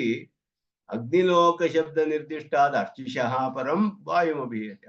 ಅರ್ಚಿಸ್ ಆದ್ಮೇಲೆ ವಾಯು ಬಂತು ಅಲ್ಲಿ. ಅದೇ ಕೌಶೀತಕಿಯಲ್ಲಿ ಇಲ್ಲಿ ತತ್ರ ಕೌಶೀತಕಿನ ಪಾಠಕ್ರಮೇಣ ಅರ್ಚಿಷಃ ಪರತ್ವೇನ ಪ್ರಾಪ್ತಸ್ಯ ವಾಯೋಃ ವಾಯುಸೇನೇನಾಂ ತೇನ ಸ ಊರ್ಧ್ವಮಾಕ್ರಮತೆ ಸ ಆದಿತ್ಯಮಾಗಚ್ಚತಿ ಇತಿ. ಊರ್ಧ್ವ ಶಬ್ದ ನಿರ್ದಿಷ್ಟ ಶ್ರೌತಕ್ರಮೇಣ ಪಾಠಕ್ರಮಾತ್ ಬಲೀಯಸ ಆದಿತ್ಯಾತ್ ಪೂರ್ವಂ ಪ್ರವೇಶಃ ನಿಶ್ಚೀಯತೆ. ಆದ್ರಿಂದ ಇಲ್ಲಿ ಏನ್ ಹೇಳ್ತಿದ್ದಾರೆ ಅಂದ್ರೆ, ಅದಾದ್ಮೇಲೆ ಊರ್ಧ್ವಂ ಆಗಚ್ಚತಿ ಆದಿತ್ಯಂ ಅಂತ ಹೇಳಿದ್ರು ವಾಯುಗೆ, ವಾಯುಲೋಕವು. ಆದ್ರಿಂದ ಆದಿತ್ಯ ಆದ್ಮೇಲೆ ಇಲ್ಲಿ ಪಾಠಕ್ರಮಾತ್ ಬಲೀಯಸ ಶ್ರೌತಕ್ರಮವನ್ನ ಇಲ್ಲಿ ನೋಡಿದ್ರೆ ನಮಗೆ ಆದಿತ್ಯಮಾಗಚ್ಚತಿ ಇತಿ ಊರ್ಧ್ವ ಶಬ್ದ ನಿರ್ದಿಷ್ಟ ಶ್ರೌತಕ್ರಮೇಣ ಪಾಠಕ್ರಮಾತ್ ಬಲೀಯಸ. ಪಾಠಕ್ರಮಕ್ಕಿಂತ ಶ್ರೌತಕ್ರಮ ಬಲವಾದದ್ದು. ಆದಿತ್ಯನಿಗಿಂತ ಮೊದಲಿಯೇ ನಾವು ವಾಯುಲೋಕವನ್ನ ಹೇಳಬೇಕು. ಅತಃ ಆದಿತ್ಯ ಪೂರ್ವಂ ಸಂವತ್ಸರಾದೂರ್ಧ್ವಂ ದೇವಲೋಕ ವಾಯುಶ್ಚ ಪ್ರಾಪ್ತವು. ಇಲ್ಲಿ ಪೂರ್ವ ಪಕ್ಷಿ ಏನ್ ಹೇಳ್ತಾರೆ, ಸಂವತ್ಸರ ಆದ್ಮೇಲೆಯೂ ಮತ್ತೆ ಆದಿತ್ಯನಿಗೂ ಮಧ್ಯದಲ್ಲಿ ದೇವಲೋಕ ಮತ್ತೆ ವಾಯು ಎರಡನ್ನೂ ಅಲ್ಲಿ ಹಾಕಬೇಕು. ತತ್ರೇದಂ ಚಿಂತ್ಯತೆ. ಇವಾಗ ಇದೆರಡು ಇಷ್ಟು ನಿಶ್ಚಯ ಮಾಡಿದ್ಮೇಲೆ ಕಿಂ ದೇವಲೋಕ ವಾಯುಶ್ಚ ಅರ್ಥಾಂತರಭೂತವು ಯಥೇಷ್ಟ ಕ್ರಮೇಣ ವಿದ್ವಾನ್ ವಿಗಚ್ಚತಿ. ಬೇರೆ ಬೇರೆ ಲೋಕಗಳೇ ದೇವಲೋಕ ವಾಯುಗಳು, ವಾಯುಲೋಕಗಳು ಅರ್ಥಾಂತರಭೂತವು ಅಂದ್ರೆ ಬೇರೆ ಬೇರೆ ಲೋಕಗಳು. ಯಾವ ಕ್ರಮದಲ್ಲಿ ಬೇಕಾದ್ರೂ ಹೋಗ್ಬೋದು ಉಪಾಸಕ. ಯಾಕೆಂದ್ರೆ ಒಂದ್ ಕಡೆ ಬರೀ ದೇವಲೋಕ ಹೇಳಿದೆ, ಒಂದ್ ಕಡೆ ಬರೀ ವಾಯುಲೋಕ ಹೇಳಿದ್ರಿಂದ ಎರಡೂ ಮಧ್ಯದಲ್ಲಿ ಬರ್ಬೇಕು. ಇವಾಗ ಯಾವ್ದು ಬಿಡೋ ಹಂಗಿಲ್ಲ, ಶ್ರುತಿಯಲ್ಲಿ ಹೇಳಿರೋದು ಯಾವ್ದು ವ್ಯರ್ಥವಾಗಬಾರ್ದಲ್ಲ. ಒಂದ್ ಕಡೆ ದೇವಲೋಕ ಹೇಳಿದ್ರೆ ಅದು ಬಿಡೋ ಹಂಗಿಲ್ಲ, ವಾಯುಲೋಕ ಹೇಳಿದ್ರೆ ಬಿಡೋ ಹಂಗಿಲ್ಲ. ಇದೆರಡು ಕೂಡ ಸಂವತ್ಸರಿಗೂ ಆದಿತ್ಯನಿಗೂ ಮಧ್ಯದಲ್ಲಿ ಬಂದಿರೋದ್ರಿಂದ ಎರಡನ್ನೂ ಹೇಳಿ ಈ ಎರಡರಲ್ಲಿ ಯಾವ್ದಾದ್ಮೇಲೆ ಯಾವುದು ಉಪಾಸಕನೇ ಇಷ್ಟ ಬಂದಾಗ ಹೋಗ್ಬೋದು, ಹಾಗೆ ಹೇಳ್ಬೇಕು. ಹಾಗೆ ಹೇಳೋದು ಒಂದು ಚಾಯ್ಸ್, ಒಂದು ವಿಕಲ್ಪ. ಹಾಗೆ ಹೋಗ್ತಾನೆ. ಉತ ಅನಂತಾರ್ಥರತ್ವ ಅನಂತ ಅರ್ಥ ಅನರ್ಥಾಂತರತ್ವೇನ. ಅನರ್ಥಾಂತರ ಅಂದ್ರೆ ಅರ್ಥಾಂತರವಲ್ಲದ್ದು ಅಂತ, ಬೇರೆ ಪದಾರ್ಥವಲ್ಲದ್ದು, ಒಂದೇ ಎರಡು ಅಂತ ಹೇಳಿ ಸಂವತ್ಸರಾದೂರ್ಧ್ವಂ ದೇವಲೋಕಂ ಸಂತಂ ವಾಯುಮಭಿಗಚ್ಚೇತಿ. ದೇವಲೋಕದಲ್ಲಿರುವಂತಹ ವಾಯುವನ್ನ ಸಂವತ್ಸರ ಆದ್ಮೇಲೆ ವಾಯು ಹೋಗ್ತಾನೆ ಅಂತ. ಇದರಲ್ಲಿ ಯಾವುದು ಯುಕ್ತವಾದದ್ದು ಅಂದ್ರೆ ಭಿನ್ನಾರ್ಥತ್ವಂ ಪ್ರಸಿದ್ಧೇ. ಬೇರೆ ಬೇರೆ ಅರ್ಥವನ್ನೇ ಹೇಳಬೇಕು, ಎರಡು ಒಂದೇ ಅರ್ಥ ಹೇಳಕ್ಕಾಗಲ್ಲ. ದೇವಲೋಕ ಅನ್ನೋದೇ ಪ್ರಸಿದ್ಧವಾಗಿದೆ, ವಾಯುಲೋಕವೇ ಪ್ರಸಿದ್ಧವಾಗಿದೆ, ಬೇರೆ ಬೇರೆ ಲೋಕ ಹೇಳಬೇಕು. ಭಿನ್ನಾರ್ಥತ್ವೇಚ ಊರ್ಧ್ವ ಶಬ್ದೇನ ಪಂಚಮ್ಯಾಚ ಉಭಯೋಃ ಸಂವತ್ಸರಾತ್ ಆದಿತ್ಯಾಂತರಾಳೆ ಶ್ರೌತಕ್ರಮೇಣ ಶ್ರುತಿಕ್ರಮೇಣ ಪ್ರಾಪ್ತತ್ವಾತ್ ವಿಶೇಷ ಅಭಾವಾಚ ಯಥೇಷ್ಟ. ಎರಡು ಬೇರೆ ಬೇರೆ ಲೋಕ ಅಂತ ನಿಶ್ಚಯ ಮಾಡಿ ಅಂತ ಪೂರ್ವ ಪಕ್ಷಿ. ಬೇರೆ ಬೇರೆ ಲೋಕ ಅಂತ ನಿಶ್ಚಯ ಮಾಡಿದ್ಮೇಲೆ ಊರ್ಧ್ವ ಅನ್ನುವ ಶಬ್ದ ಅಲ್ಲಿ ಬಂದ್ಬಿಡ್ತು. ಊರ್ಧ್ವಮಾಕ್ರಮತೆ ಅಂತ ಹೇಳ್ಬಿಟ್ಟು ಊರ್ಧ್ವಮಾಕ್ರಮತೆ ಆದಿತ್ಯಂ ಅಂತ ಹೇಳಿರೋದ್ರಿಂದ ಈಗ ಸಂವತ್ಸರಕ್ಕೂ ಆದಿತ್ಯನಿಗೂ ಮಧ್ಯೆ ಶ್ರುತಿಯು ದೇವಲೋಕವನ್ನು ಹೇಳಿದೆ, ವಾಯುಲೋಕವೂ ಬಂತು. ಶ್ರುತಿ ಕ್ರಮವೇ ಬಂದು ಬಿಡ್ತು. ಅದರಲ್ಲಿ ಒಂದು ಕಡೆ ದೇವಲೋಕ, ಒಂದು ವಾಯುಲೋಕ, ಎರಡು ಸಂವತ್ಸರಕ್ಕೂ ಆದಿತ್ಯಗೂ ಮಧ್ಯೆ ಬಂದಿದೆ. ಇದರಲ್ಲಿ ಯಾವ ವಿಶೇಷವೂ ಇಲ್ಲದೆ ಇರೋದ್ರಿಂದ ಯಥೇಷ್ಟಂ ಉಪಾಸಕ ಇಷ್ಟ ಬಂದಂಗೆ ಯಾವ್ದು ಬೇಕಾದ್ರೆ ಯಾವ್ದು ಹೋಗ್ಬೋದು ಅಂತ ಹೇಳ್ಬೇಕು. ಯಾವ್ದು ಬೇಕಾದ್ರೂ ಹೋಗಬಹುದು ಅಂತ ಅರ್ಥ ಮಾಡ್ಕೊಳ್ಬೇಕು. ಈಗ ಹೇಳಿದ್ರೆ ಗತಿ ಚಿಂತನೆ ಮಾಡಕ್ಕೆ ಇದೆಲ್ಲ ಕಷ್ಟವಾಗತ್ತೆ ಉಪಾಸಕರಿಗೆ. ಉಪಾಸನೆ ಮಾಡುವಾಗ ಗತಿ ಚಿಂತನೆ ಸ್ಪಷ್ಟವಾಗಿ ಮಾಡಬೇಕು, ಯಾವ್ದಾದ್ರು ಹೇಗೆ ಅಂತ. ಇಲ್ಲೇ ಹೋದ್ರೆ ಅಂಗದಲ್ಲಿ ಅಲ್ಲಿ ವ್ಯತ್ಯಾಸವಾಗುತ್ತೆ ಉಪಾಸನೆ ಮಾಡುವಾಗ. ಅದಕ್ಕೆ ಇಲ್ಲಿ ಸೂತ್ರಕಾರರು ಹೇಳ್ತಾರೆ, ವಾಯುಂ ಅಬ್ದಾತ್ ವಾಯುಂ ಸಂವತ್ಸರಾದು ಊರ್ಧ್ವಂ ವಿಗಚ್ಚೇತಿ. ಸಂವತ್ಸರ ಆದ್ಮೇಲೆ ವಾಯು ಅನ್ನೋದನ್ನ ಸ್ಪಷ್ಟ ಮಾಡಿದ್ರು. ಯಾಕೆ? ವಿಶೇಷ ವಿಶೇಷಾಭ್ಯಾಂ ವಾಯೋರೇವ ನಿರ್ದಿಷ್ಟತ್ವಾತ್. ವಾಯುವೇ ಬರ್ಬೇಕು, ದೇವಲೋಕ ಬರೋಂಗಿಲ್ಲ ಅಲ್ಲಿ. ದೇವಲೋಕ ಆದ್ರೂ ಬರ್ಬೋದು, ವಾಯುಲೋಕ ಆದ್ರೂ ಬರ್ಬೋದು ಸಂವತ್ಸರ ಆದ್ಮೇಲೆ. ಎರಡೂ ಇದೆ. ಸಂವತ್ಸರ ಆದ್ಮೇಲೆ ಆದಿತ್ಯನಿಗೆ ಮಧ್ಯೆ ಎರಡೂ ಇದೆ. ಶ್ರುತಿಯಲ್ಲಿ ಎರಡು ಹೇಳಿದೆ, ಒಂದೊಂದ್ ಕಡೆ ಒಂದೊಂದು ಹೇಳಿದೆ. ಶ್ರುತಿಯಲ್ಲಿ ಯಾವುದು ಬಿಡೋ ಹಾಗಿಲ್ಲ, ಎರಡನ್ನೂ ಸೇರಿಸ್ಕೊಳ್ಬೇಕು. ಎರಡರಲ್ಲಿ ಯಾವುದು ಮೊದಲು ಯಾವುದು ನಂತರ ಅದು ಹೇಗ್ ಬೇಕಾದ್ರೆ ಹೇಳ್ಕೋಬಹುದು. ಅಂದ್ರೆ ಹೇಗ್ ಬೇಕಾದ್ರೂ ಹೇಳಕ್ಕಾಗಲ್ಲ. ದೇವಲೋಕ ಅಲ್ಲಿ ಬರೋದಿಲ್ಲ, ವಾಯುಲೋಕವೇ ಬರ್ಬೇಕು ಅಂತ ಇವರು ಸೂತ್ರಕಾರರು ಹೇಳಿದ್ರು. ಹಾಗಾದ್ರೆ ದೇವಲೋಕ ಹೇಳಿರೋದಕ್ಕೆ ಏನು ಗತಿ ಅಂದ್ರೆ ವಾಯುಲೋಕವೇ ದೇವಲೋಕ, ಹಾಗ ಅರ್ಥ ಮಾಡ್ತಾರೆ. ದೇವಲೋಕ ಶಬ್ದೋ ಹಿ ಅವಿಶೇಷೇಣ ಸಾಮಾನ್ಯೇನ ದೇವಾನಾಂ ಲೋಕಃ ಇತ್ಯನೇನ ರೂಪೇಣ ವಾಯುಮಭಿಧತ್ತೆ. ದೇವಲೋಕವು ವಾಯುವನ್ನೇ ಹೇಳುತ್ತೆ, ಯಾವ ವಿಶೇಷವೂ ಇಲ್ಲದೆ ಸ್ಪೆಸಿಫಿಕ್ ಆಗಿ ಇಂತಹ ದೇವನ ಲೋಕ ಅಂತ ಹೇಳಲಿಲ್ಲ. ಸಾಮಾನ್ಯವಾಗಿ ದೇವಲೋಕ, ದೇವಾನಾಂ ಲೋಕ, ದೇವತೆಗಳ ಲೋಕ, ಅದರಲ್ಲಿ ವಾಯುಲೋಕವು ದೇವಲೋಕ ತಾನೆ. ಆದ್ದರಿಂದ ಇದು ಒಂದು ಸಾಮಾನ್ಯ ರೂಪದಿಂದ ದೇವತೆಗಳನ್ನು ಹೇಳುವುದರಲ್ಲಿ ಇಲ್ಲಿ ವಾಯು ಅಂತ ಒಂದು ಕಡೆ ಶ್ರುತಿಯಲ್ಲಿ ಹೇಳೋದ್ರಿಂದ ಆ ದೇವತೆ ಯಾರು ಅಂದ್ರೆ ವಾಯು ಅನ್ನೋದನ್ನ ನಾವು ಅರ್ಥ ಮಾಡ್ಕೊಳ್ಬಹುದು ಅಂತ ಹೇಳಿದ್ರು. ಸಹ ವಾಯುಮಾಗಚ್ಚತಿ ತಸ್ಮೈ ಸ ತತ್ರೇತಿ ವಾಯು ಶಬ್ದ ವಿಶೇಷೇಣ ವಾಯುವಿದ. ಇದು ವಿಶೇಷವಾಗಿ ವಾಯುವನ್ನೇ ಹೇಳುತ್ತೆ, ವಾಯುಮಾಗಚ್ಚತಿ ಅಂತ. ದೇವಲೋಕ ಅನ್ನೋದು ಸಾಮಾನ್ಯವಾಗಿ ಹೇಳುತ್ತೆ. ಅತಃ ದೇವಲೋಕಾತ್ ದೇವಲೋಕ ವಾಯು ಶಬ್ದಾಭ್ಯಾಂ ಅವಿಶೇಷ ವಿಶೇಷಾಭ್ಯಾಂ ವಾಯುರೇವ ಅಭಿಧೀಯತೆ. ವಾಯುವೇ ಹೇಳಲ್ಪಟ್ಟಿದೆ ಇತಿ ಸಂವತ್ಸರಾದೂರ್ಧ್ವಂ ವಾಯುಮೇವ ಅಭಿಗಚ್ಚೇತಿ. ಸಂವತ್ಸರವಾದ ಮೇಲೆ ವಾಯುಲೋಕವೇ ಅಂತಾನೆ ಅರ್ಥ ಮಾಡಬೇಕು ಅನ್ನೋದು ನಿಶ್ಚಯ ಮಾಡಿದ್ರು. ಇಲ್ಲಿ ಎಷ್ಟು ಪ್ರಶ್ನೆ ಬರುತ್ತೆ, ಶ್ರುತಿ ಕ್ರಮದಲ್ಲಿಯೇ ಬೇರೆ ಬೇರೆ ಹೇಳಿದೆ, ಅರ್ಥಕ್ರಮ ಮಾಡ್ಬೇಕೆ, ಶ್ರುತಿ ಕ್ರಮ ಮಾಡ್ಬೇಕೆ, ಪಾಠಕ್ರಮ ಮಾಡ್ಬೇಕೆ, ಇದೆಲ್ಲ ವಿಚಾರ ಮಾಡಿದ್ರೆ ಶ್ರುತಿ ಕ್ರಮ ಎಲ್ಲಾ ಕಡೆಯೂ ಹೇಳಿದೆ, ಬೇರೆ ಬೇರೆಯಾಗಿ ಹೇಳಿದೆ. ಆದ್ರಿಂದ ಇಲ್ಲಿ ಅರ್ಥವನ್ನು ತೆಗೆದುಕೊಂಡು ದೇವಲೋಕ ವಾಯುಲೋಕಗಳಿಗೆ ಒಂದೇ ಅಂತ ಶ್ರುತಿ ಕ್ರಮದಲ್ಲಿ ಎರಡೂ ಒಂದೇ ಸ್ಥಳದಲ್ಲಿ ಬರೋ ಹಾಗಿದೆ, ಆದ್ರಿಂದ ಒಂದೇ ಲೋಕ ಅಂತ ನಿಶ್ಚಯ ಮಾಡಬೇಕು ಅಂತ ಇಲ್ಲಿ ಬಾದರಾಯಣರು ನಿಶ್ಚಯ ಮಾಡಿದ್ರು.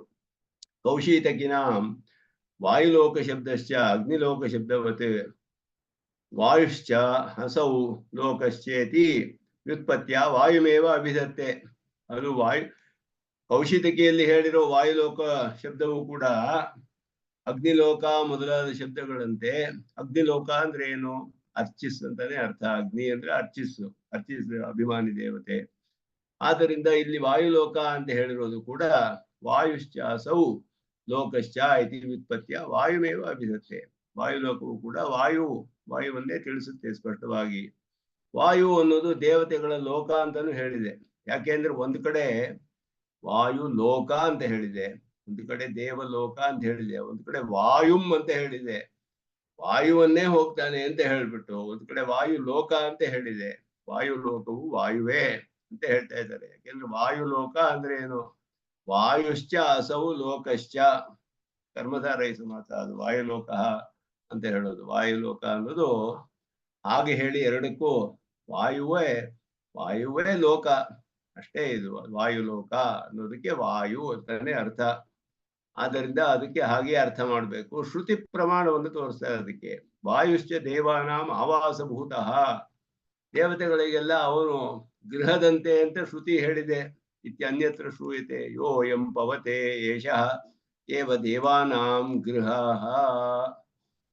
ಯಾರು ಬೀಸ್ತಾನೋ ಈ ವಾಯು ಅವನೇ ದೇವತೆಗಳಿಗೆ ಗೃಹ ಅಂತ ಹೇಳಲ್ಪಟ್ಟಿದೆ. ದೇವತೆಗಳ ಮನೆ ಅನ್ನೋದು ಅನೇಕ ಕಡೆ ಬೇರೆ ಬೇರೆ ರೀತಿಯಲ್ಲಿ ಹೇಳಿದೆ. ಒಂದು ಕಡೆ ನಕ್ಷತ್ರವೇ ದೇವಲೋಕ ಅಂತ ಹೇಳಿದೆ.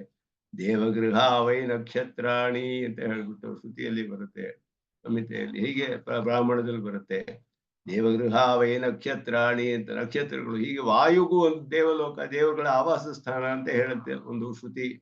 ಆ ಪ್ರಮಾಣದಿಂದ ವಾಯುಲೋಕವನ್ನು ವಾಯು ಅಂತ ಅರ್ಥ ಮಾಡ್ಬೋದು ಅನ್ನೋದು, ವಾಯುವೇ ಲೋಕ ಅನ್ನೋ ಅರ್ಥದಿಂದ ಮಾಡ್ಬೋದು ಅಂತ ಹೇಳಿ ಇಲ್ಲಿ ಅದನ್ನ ನಿಶ್ಚಯ ಮಾಡಿದ್ರು. ಆದ್ರಿಂದ ಇಲ್ಲಿ ಒಂದು ನಿಶ್ಚಯ ಮಾಡಿ ಸಂವತ್ಸರ ಆದ್ಮೇಲೆ ವಾಯು, ಆಮೇಲೆ ಆದಿತ್ಯ ಅನ್ನೋದು ನಿಶ್ಚಯ ಮಾಡಿದ್ರು. ಈಗ ಅದಕ್ಕೆ ಮೇಲೆ ಇನ್ನೊಂದು ಕಡೆ ಇನ್ನೊಂದು ಇದೇ ರೀತಿ ಸಂದೇಹ ಬರುತ್ತೆ. ವರುಣಾಧಿಕರಣ ಅಂತ ಹೇಳ್ಬಿಟ್ಟು, ತಟಿತಃ ಅಧಿ ವರುಣ ಸಂಬಂಧಾತ್, ತಟಿತೋಧಿ ವರುಣ ಸಂಬಂಧಾತ್ ಅಂತ. ತಟಿತ್ ಅಂದ್ರೆ ವಿದ್ಯುತ್, ಮಿಂಚು. ವಿದ್ಯುತ್ ಆದ್ಮೇಲೆ ವರುಣ ಲೋಕ, ವರುಣನನ್ನ ಅರ್ಥ ಮಾಡ್ಕೊಳ್ಬೇಕು ಅಂತ ಹೇಳಿದ್ರು ಅಲ್ಲಿ. ವರುಣ, ಇಂದ್ರ, ವರುಣ, ಪ್ರಜಾಪತಿ ಎಲ್ಲ ಬರ್ತಾರೆ ಅಲ್ಲಿ. ವರುಣ, ಇಂದ್ರ, ಪ್ರಜಾಪತಿ ಕಡೆಯಲ್ಲಿ 3 ಜನ ಬಂದು ಇವರನ್ನ ಸ್ವಾಗತ ಮಾಡ್ತಾರೆ, ಮುಕ್ತನನ್ನ. ವಿದ್ಯುತ್ ಪುರುಷನ ಹತ್ರ ಹೋಗಿ ಸೇರಿದ ಮೇಲೆ ವಿದ್ಯುತ್ ಪುರುಷನು ಇವನನ್ನ ಬ್ರಹ್ಮನಿಗೆ ಸಾಕ್ಷಾತ್ತಾಗಿ ಕರೆದುಕೊಂಡು ಹೋಗಿಬಿಡ್ತಾನೆ ಬ್ರಹ್ಮನಲ್ಲಿ. ಆಗ ಅದಕ್ಕೆ ಮೊದಲು ಅಲ್ಲಿ ವರುಣನು, ಇಂದ್ರನು, ಪ್ರಜಾಪತಿಯು, ಚತುರ್ಮುಖ ಬ್ರಹ್ಮ ಬಂದು ಇವನ ಸ್ವಾಗತ ಮಾಡಿ ಇವನಿಗೆ ಅಷ್ಟು ದೂರ ಇವನ ಜೊತೆ ಹೋಗಿ ಕಳಿಸ್ಕೊಡ್ತಾರೆ ಇವನನ್ನ, ಎಲ್ಲರೂ ದೇವತೆಗಳು ಮುಕ್ತನನ್ನ. ಆ ವೈದ್ಯುತ ಪುರುಷ, ಅವನಿಗೆ 3 ಹೆಸರು ಹೇಳಲ್ಪಟ್ಟಿದೆ. ಮಾನಸ ಪುರುಷ ಅಂತ ಒಂದು, ಅಮಾನವ ಅಂತ ಹೇಳಿದೆ. ಎಲ್ಲ ವೈದ್ಯುತ ಪುರುಷನೇ, ವೈದ್ಯುತ ಪುರುಷ ಅಂತ ಹೆಸರು. ಅವನು ಒಬ್ಬ ಅತಿವಾಹಿಕ ಅಂತ ಮುಂದೆ ಹೇಳ್ತಾರೆ. ಅವನು ನೇರವಾಗಿ ಬ್ರಹ್ಮನನ್ನು ಕರೆದುಕೊಂಡು ಹೋಗಿ ಬಿಡ್ತಾನಲ್ಲಿ. ಬ್ರಹ್ಮ ಗಮಯತಿ ಅಂತ ಹೇಳಿದೆ. ಕಡೆಯಲ್ಲಿ ಅವನು ಕರ್ಕೊಂಡು ಹೋಗ್ತಾನೆ. ಅಲ್ಲಿಯವರೆಗೂ ಇವರೆಲ್ಲ ಕರ್ಕೊಂಡು ಹೋಗ್ಬಿಡ್ತಾರೆ. ಸ್ವಲ್ಪ ಮಾರ್ಗದಲ್ಲಿ ಒಂದೊಂದು, ಇವಾಗ ಇಲ್ಲಿಂದ ಹಿಮಾಲಯಕ್ಕೆ ಹೋಗ್ಬೇಕಂದ್ರೆ ಆಯಾ ಸ್ಟೇಟ್ ನಲ್ಲಿ ಒಬ್ಬ ಆಫೀಸರ್ ಬಂದು ನಮ್ಮನ್ನ ಕರ್ಕೊಂಡು ಹೋಗಿ ಆ ಇನ್ನೊಂದು ಬಾರ್ಡರ್ ಬಿಟ್ಟು ಅವನ್ ಕರ್ಕೊಂಡು ಹೋಗಿ ಇನ್ನೊಂದು ಆರ್ಡರ್ ಬಿಡ್ತಾನೆ. ಅವ್ರು ಇನ್ನೊಂದು ಬಾರ್ಡರ್, ಇನ್ನೊಂದು ಸ್ಟೇಟ್ ಅಲ್ಲಿ ಒಂದೊಂದು ಸ್ಟೇಟ್ ದಾಟ್ಕೊಂಡು ಹೋಗಿ ಕಡೆಯಲ್ಲಿ ಕರ್ಕೊಂಡು ಹೋಗೋ ಹಾಗೆ ಕಡೆಯಲ್ಲಿ ಒಬ್ರು ಕರ್ಕೊಂಡು ಹೋಗ್ತಾರೆ. ಹಾಗೆ ಇಲ್ಲಿ ಅರ್ಚಿರಾದಿ ಮಾರ್ಗದಲ್ಲಿ ಅತಿವಾಹಿಕರು ಬಂದು ಕರ್ಕೊಂಡು ಹೋಗ್ತಾರೆ ಅಂತ ಹೇಳಲ್ಪಟ್ಟಿದೆ. ದೇವತಾ ಅಭಿಮಾನಿ ದೇವತೆಗಳು ಎಲ್ಲ. ತಟಿತಃ ಅಧಿವರುಣ, ಇದು ನಿಶ್ಚಯ ಮಾಡೋದು ಬಹಳ ಕಷ್ಟ. ಇಲ್ಲಿಯೂ ವ್ಯಾಖ್ಯಾನದಲ್ಲಿ ಹಾಗೆಯೇ ವಿಚಾರ ಮಾಡ್ತಾರೆ. ಕ್ರಮ ಅನ್ನೋದು, ನ್ಯಾಯಗಳು ಎಲ್ಲ ಬರುತ್ತೆ. ಕೌಶೀತಕಿನ ಸ ಏತಂ ದೇವಯಾನಂ ಪಂಥಾನಮಾಪದ್ಯ ಅಗ್ನಿಲೋಕಂ ಆಗಚ್ಚತಿ. ಅಗ್ನಿಲೋಕ ಅಂದ್ರೆ ಅಗ್ನಿ, ಅರ್ಚಿಸ್ ಅಂತ ಅರ್ಥ. ಸಹ ವಾಯುಲೋಕಂ, ಸಹ ವರುಣಲೋಕಂ, ಸಹ ಆದಿತ್ಯಲೋಕಂ, ಸಹ ಇಂದ್ರಲೋಕಂ, ಸ ಪ್ರಜಾಪತಿಲೋಕಂ, ಸಹ ಬ್ರಹ್ಮಲೋಕಂ ಇತ್ಯತ್ರ ಅಗ್ನಿಲೋಕಸ್ಯ ಅರ್ಚಿಃ ಪರ್ಯಾಯತ್ವೇನ ಪ್ರಾಥಮ್ಯಂ ಅವಿಗೀತಂ. ಅಲ್ಲಿ ಯಾವ ಸಂದೇಹವೂ ಇಲ್ಲ. ಅವಿಗೀತ ಅಂದ್ರೆ ಅಲ್ಲಿ ಯಾವ ವಿರುದ್ಧ ಅಭಿಪ್ರಾಯಗಳಿಗೆ ಜಾಗ ಇಲ್ಲ ಅಂತ ಅರ್ಥ. ಅವನು ಕೌಶೀತಕಿಯಲ್ಲಿ ಹೇಳಿರುವಾಗ ದೇವಯಾನಂ ಪಂಥಾನಮಾಪದ್ಯ, ದೇವಯಾನ ಅಂತ ಹೇಳಲ್ಪಟ್ಟಂತಹ ಅರ್ಚಿರಾದಿ ಅಂತ ಏನ್ ಹೇಳ್ತೀವೋ ಅಲ್ಲಿಗೆ ಬಂದು ಅಗ್ನಿಲೋಕಕ್ಕೆ ಬರ್ತಾನೆ. ಅಗ್ನಿ ಅನ್ನೋದು ಅರ್ಚಿಸ್ ಅಂತ ಸ್ಪಷ್ಟವಾಗಿ ಎಲ್ಲ ಕಡೆಯೂ ಹೇಳಲ್ಪಟ್ಟಿದೆ. ಅಲ್ಲಿ ಯಾವ ಸಂದೇಹವೂ ಇಲ್ಲ. ಅದಾದ ಮೇಲೆ ವಾಯುಲೋಕ ಅಂತ ಹೇಳಿದೆ, ವರುಣಲೋಕ, ಆಮೇಲೆ ಆದಿತ್ಯ ಲೋಕ, ಇಂದ್ರಲೋಕ, ಪ್ರಜಾಪತಿ ಲೋಕ. ಈ ವರುಣನನ್ನ ವಾಯು ಲೋಕಕ್ಕೂ ಆದಿತ್ಯನಿಗೂ ಮಧ್ಯದಲ್ಲಿ ಬಂದು ಇಲ್ಲಿ ವರುಣ ಅಂತ ಹೇಳೋದು. ಇದು ಬೇರೆ ಕಡೆ ಹೇಳಿಲ್ಲ. ಆಮೇಲೆ ಇಂದ್ರ, ಪ್ರಜಾಪತಿ ಎಲ್ಲ ಹೇಳಲ್ಪಟ್ಟಿದ್ದಾರೆ ಲೋಕಗಳು ಅಂತ. ಆಮೇಲೆ ಬ್ರಹ್ಮಲೋಕ ಅಂತ ಹೇಳಲ್ಪಟ್ಟಿದೆ. ಇಲ್ಲಿ ಮೊದಲು ಅಗ್ನಿಲೋಕ ಶಬ್ದಕ್ಕೆ ಅರ್ಚಿಹಿ ಅನ್ನೋದು, ಅಗ್ನಿ ಅನ್ನೋದು ಅರ್ಚಿಸ್ ಅಭಿಮಾನಿ ದೇವತೆ ಆದ್ರಿಂದ ಅಲ್ಲಿ ಯಾವ ಮೊದಲು ಅನ್ನೋದು ಸಂದೇಹವಿಲ್ಲ. ವಾಯೋಶ್ಚ ಸಂವತ್ಸರಾದೂರ್ಧ್ವಂ ನಿವೇಶ ಉಕ್ತ. ಹಿಂದಿನ ಅಧಿಕರಣದಲ್ಲಿ ವಾಯು ಸಂವತ್ಸರವಾದ ಮೇಲೆ ಅನ್ನೋದನ್ನ ನಿಶ್ಚಯ ಮಾಡಿ ಆಯ್ತು. ಆದ್ರಿಂದ ಅಗ್ನಿ ಅರ್ಚಿಸ್ ಅಂತ ಹೇಳಿದ್ಮೇಲೆ ಅರ್ಚಿಸೋ ಅಹಹ ಅನ್ನ ಅಪೂರ್ಯಮಾಣ ಪಕ್ಷಾತ್ ತಾನು ಷಣ್ಮಾಸಾನ್ ಉದಂಗೇತಿ ಅಂತ ಹೇಳಿ, ಅದಾದ್ಮೇಲೆ ಸಂವತ್ಸರಂ ಅಲ್ಲಿವರೆಗೂ ಮಾಡಿ ಸಂವತ್ಸರಾತ್ ವಾಯುಲೋಕಂ ಅನ್ನೋದನ್ನ ಹಿಂದೆ ನಿಶ್ಚಯ ಮಾಡಿದ್ರು. ವಾಯೋಶ್ಚ ಸಂವತ್ಸರಾದೂರ್ಧ್ವಂ ನಿವೇಶ ಉಕ್ತ. ಆದಿತ್ಯಸ್ಯಾಪಿ ಅತ್ರ ಪ್ರಾಪ್ತ ಪಾಠಕ್ರಮ ಬಾಧೇನ ದೇವಲೋಕ ದೇವಲೋಕಾದ್ ಆದಿತ್ಯಂ ಇತ್ಯಾದಿ ಇತಿ ಆದಿತ್ಯಾತ್ ವೈದ್ಯುತಂ ಇತಿ ವಾಜಸನೇಕ್ತೋಕ್ತ ಶ್ರುತಿಕ್ರಮಾತ್ ದೇವಲೋಕ ಶಬ್ದ ಅಭಿಹಿತಾತ್ ವಾಯೋಃ ಪರಿ ನಿವೇಶಃ ಸಿದ್ಧಃ. ಆದಿತ್ಯನು ವಾಯುಲೋಕವಾದ ಮೇಲೆ ಅನ್ನೋದು ಅದು ಸಿದ್ಧವಾಗಿದೆ. ಅದು ದೇವಲೋಕಾತ್ ಆದಿತ್ಯಂ ಅಂತ ಬೃಹದಾರಣ್ಯಕದಲ್ಲಿ ಹೇಳಿದೆ. ಅದು ಹಿಂದಿನ ಅಧಿಕರಣದಲ್ಲಿ ದೇವಲೋಕವೇ ವಾಯುಲೋಕ ಅಂತ ಹೇಳಿದ್ರು. ದೇವಲೋಕವೇ ವಾಯುಲೋಕ ಅಂತ ಅರ್ಥ ಮಾಡಿದ್ಮೇಲೆ ದೇವಲೋಕಾತ್ ಆದಿತ್ಯಂ, ಆದಿತ್ಯಾತ್ ವೈದ್ಯುತಂ, ಆದಿತ್ಯನಾದ ಮೇಲೆ ವಿದ್ಯುತ್ ಪುರುಷ ಹೇಳಲ್ಪಟ್ಟಿದ್ದಾನೆ. ವಾಜಸನೆಯಲ್ಲಿ ಹೇಳುವಂತಹ ಶ್ರುತಿ ಕ್ರಮ ಇದು. ಶ್ರುತಿಯೇ ನೇರವಾಗಿ ಈ ಕ್ರಮವನ್ನು ಹೇಳಿತು. ದೇವಲೋಕ, ಆದಿತ್ಯ, ಆಮೇಲೆ ವಿದ್ಯುತ್ ಲೋಕ ಅಂತ ಹೇಳ್ಬಿಟ್ಟು. ದೇವಲೋಕ ಶಬ್ದ ಅಭಿಹಿತಾದ್ ವಾಯೋಃ ಪರಿನಿವೇಶ ಸಿದ್ಧ. ಆದಿತ್ಯನು ವಾಯು ಆದ್ಮೇಲೆ ಅನ್ನೋದು ಅಲ್ಲಿಯವರೆಗೂ ಈಗ ಏನು ಸಂದೇಹ ಇಲ್ಲ. ಆದಿತ್ಯನವರೆಗೂ ಮುಂದೆ ನಿಶ್ಚಯ ಮಾಡ್ಬೇಕು. ಇವಾಗ ಇದಾನಿ ವರುಣ ಇಂದ್ರಾದಿಷು ಚಿಂತಾ ಅಂತ ಹೇಳಿದ್ರು. ಮುಂದೆ ಇಲ್ಲಿ ಏನ್ ಹೇಳಿದೆ, ಆದಿತ್ಯ ಲೋಕದವರೆಗೂ ಏನು ಸಂದೇಹ ಇಲ್ಲ. ಸಂವತ್ಸರ ಆದ್ಮೇಲೆ ವಾಯುಲೋಕ ಆದ್ಮೇಲೆ ಆದಿತ್ಯ ಲೋಕ, ವಾಯುಲೋಕವೇ ದೇವಲೋಕ. ಈಗ ಆದಿತ್ಯ ಲೋಕ ಆದ್ಮೇಲೆ ಇಂದ್ರ, ಪ್ರಜಾಪತಿ, ಬ್ರಹ್ಮಲೋಕ ಅಂತ ಹೇಳಿದೆ. ಅದಕ್ಕೆ ಮೊದಲೇ ವರುಣನನ್ನು ಹೇಳಿದೆ ಇಲ್ಲಿ. ವಾಯುಲೋಕ ಆದಿತ್ಯ ಲೋಕಕ್ಕೆ ಮೊದಲು ವರುಣನನ್ನು ಹೇಳ್ಬಿಟ್ಟು ಆಮೇಲೆ ಇಂದ್ರ, ಪ್ರಜಾಪತಿ, ಬ್ರಹ್ಮ ಮೊದಲಾದ ಹೇಳಲ್ಪಟ್ಟಿದೆ. ಇವ್ರನ್ನೆಲ್ಲ ಇವಾಗ ವರುಣ, ಇಂದ್ರ ಇವುಗಳನ್ನ ಯಾರ್ಯಾರು ಎಲ್ಲೆಲ್ಲಿ ಬರ್ತಾರೆ ಅಂತ ನಿಶ್ಚಯ ಮಾಡಬೇಕು. ಕಿಮೇತೆ ವರುಣಾದಯ ಯಥಾ ಪಾಠಂ, ಪಾಠಕ್ರಮವನ್ನು ತೆಗೆದುಕೊಂಡ್ರೆ ವಾಯೋ ಊರ್ಧ್ವಂ ನಿವೇಶಯಿತವ್ಯಾ, ವಾಯು ಆದಮೇಲೆ ಪಾಠಕ್ರಮದಲ್ಲಿ ತಗೊಂಡ್ರೆ ವಾಯು ಆದಮೇಲೆ ವಾಯುಲೋಕಂ, ವರುಣಲೋಕಂ, ಆದಿತ್ಯ ಲೋಕಂ ಅಂತ ಬಂತು. ವಾಯು ಆದಮೇಲೆ ಅವರನ್ನ ಅಂತ ಅರ್ಥ ಮಾಡ್ಕೊಳ್ಬೇಕೆ. ಆಹೋಸ್ಮಿತ್ ವಿದ್ಯುತಃ ಅಧಿ ಇತಿ ವಿಷಯ, ವಿದ್ಯುತ್ ಲೋಕ ಆದಮೇಲೆ ಅಂತ ಅರ್ಥ ಮಾಡ್ಕೊಳ್ಬೇಕೆ. ಯಾಕೆಂದ್ರೆ ಇಲ್ಲಿ ಆದಿತ್ಯಾತ್ ವೈದ್ಯುತಂ ಅಂತ ಅಲ್ಲಿ ಹೇಳಿದೆ. ಆದಿತ್ಯಾತ್ ವೈದ್ಯುತಂ ಅಂತ ಒಂದ್ ಕಡೆ ಹೇಳ್ತು. ಇಲ್ಲಿ ವರುಣಲೋಕಂ, ಆದಿತ್ಯ ಲೋಕಂ, ಇಂದ್ರಲೋಕಂ ಅಂತ ಶ್ರುತಿ ಇನ್ನೊಂದು ಕಡೆ ಹೇಳ್ತು. ಇದು ಎಷ್ಟು ಗೊಂದಲ ಅಂದ್ರೆ ಇದು ಹೇಗೆ ಅರ್ಥ ಮಾಡ್ಬೇಕು ಅನ್ನೋದು ಇಲ್ಲಿ ಪಾಠಕ್ರಮ ತಗೊಳ್ಬೇಕೆ, ಶ್ರೌತಕ್ರಮ ತಗೊಳ್ಬೇಕೆ, ಎಲ್ಲ ವಿಚಾರ ಮಾಡ್ಬೇಕು ಇವಾಗ. ಆದ್ರಿಂದ ಮೊದಲು ಏನ್ ಪ್ರಶ್ನೆ ಅಂದ್ರೆ, ವರುಣ ಮೊದಲಾದವರು ಪಾಠದಲ್ಲಿ ಹೇಗೆ ಹೇಳಿದ್ಯೋ ಶ್ರುತಿಯಲ್ಲಿ ಕಂಡು ಬರುವ ಕ್ರಮವನ್ನು ತೆಗೆದುಕೊಂಡು ಅಧ್ಯಯನ ಕ್ರಮ ಅಂತ ವಾಯೋ ಊರ್ಧ್ವಂ ನಿವೇಶವಿತವ್ಯ, ಇವನ್ನೆಲ್ಲ ವಾಯುಲೋಕ ಆದ್ಮೇಲೆ ಅಂತ ಅರ್ಥ ಮಾಡ್ಕೋಬೇಕೆ. ಇಲ್ಲ ವಿದ್ಯುತಃ ಅಧಿ, ವಿದ್ಯುತ್ ಲೋಕವಾದ್ಮೇಲೆ ಅಂತ ಮಾಡ್ಬೇಕೆ. ವಾಯುಗೂ ವಿದ್ಯುತ್ಗೂ ಮಧ್ಯದಲ್ಲಿ ಮಾಡ್ಬೇಕೆ, ವಿದ್ಯುತ್ ಲೋಕ ಆದ್ಮೇಲೆ ಮಾಡ್ಬೇಕೆ ಅಂತ ಇಲ್ಲಿ ಪ್ರಶ್ನೆ.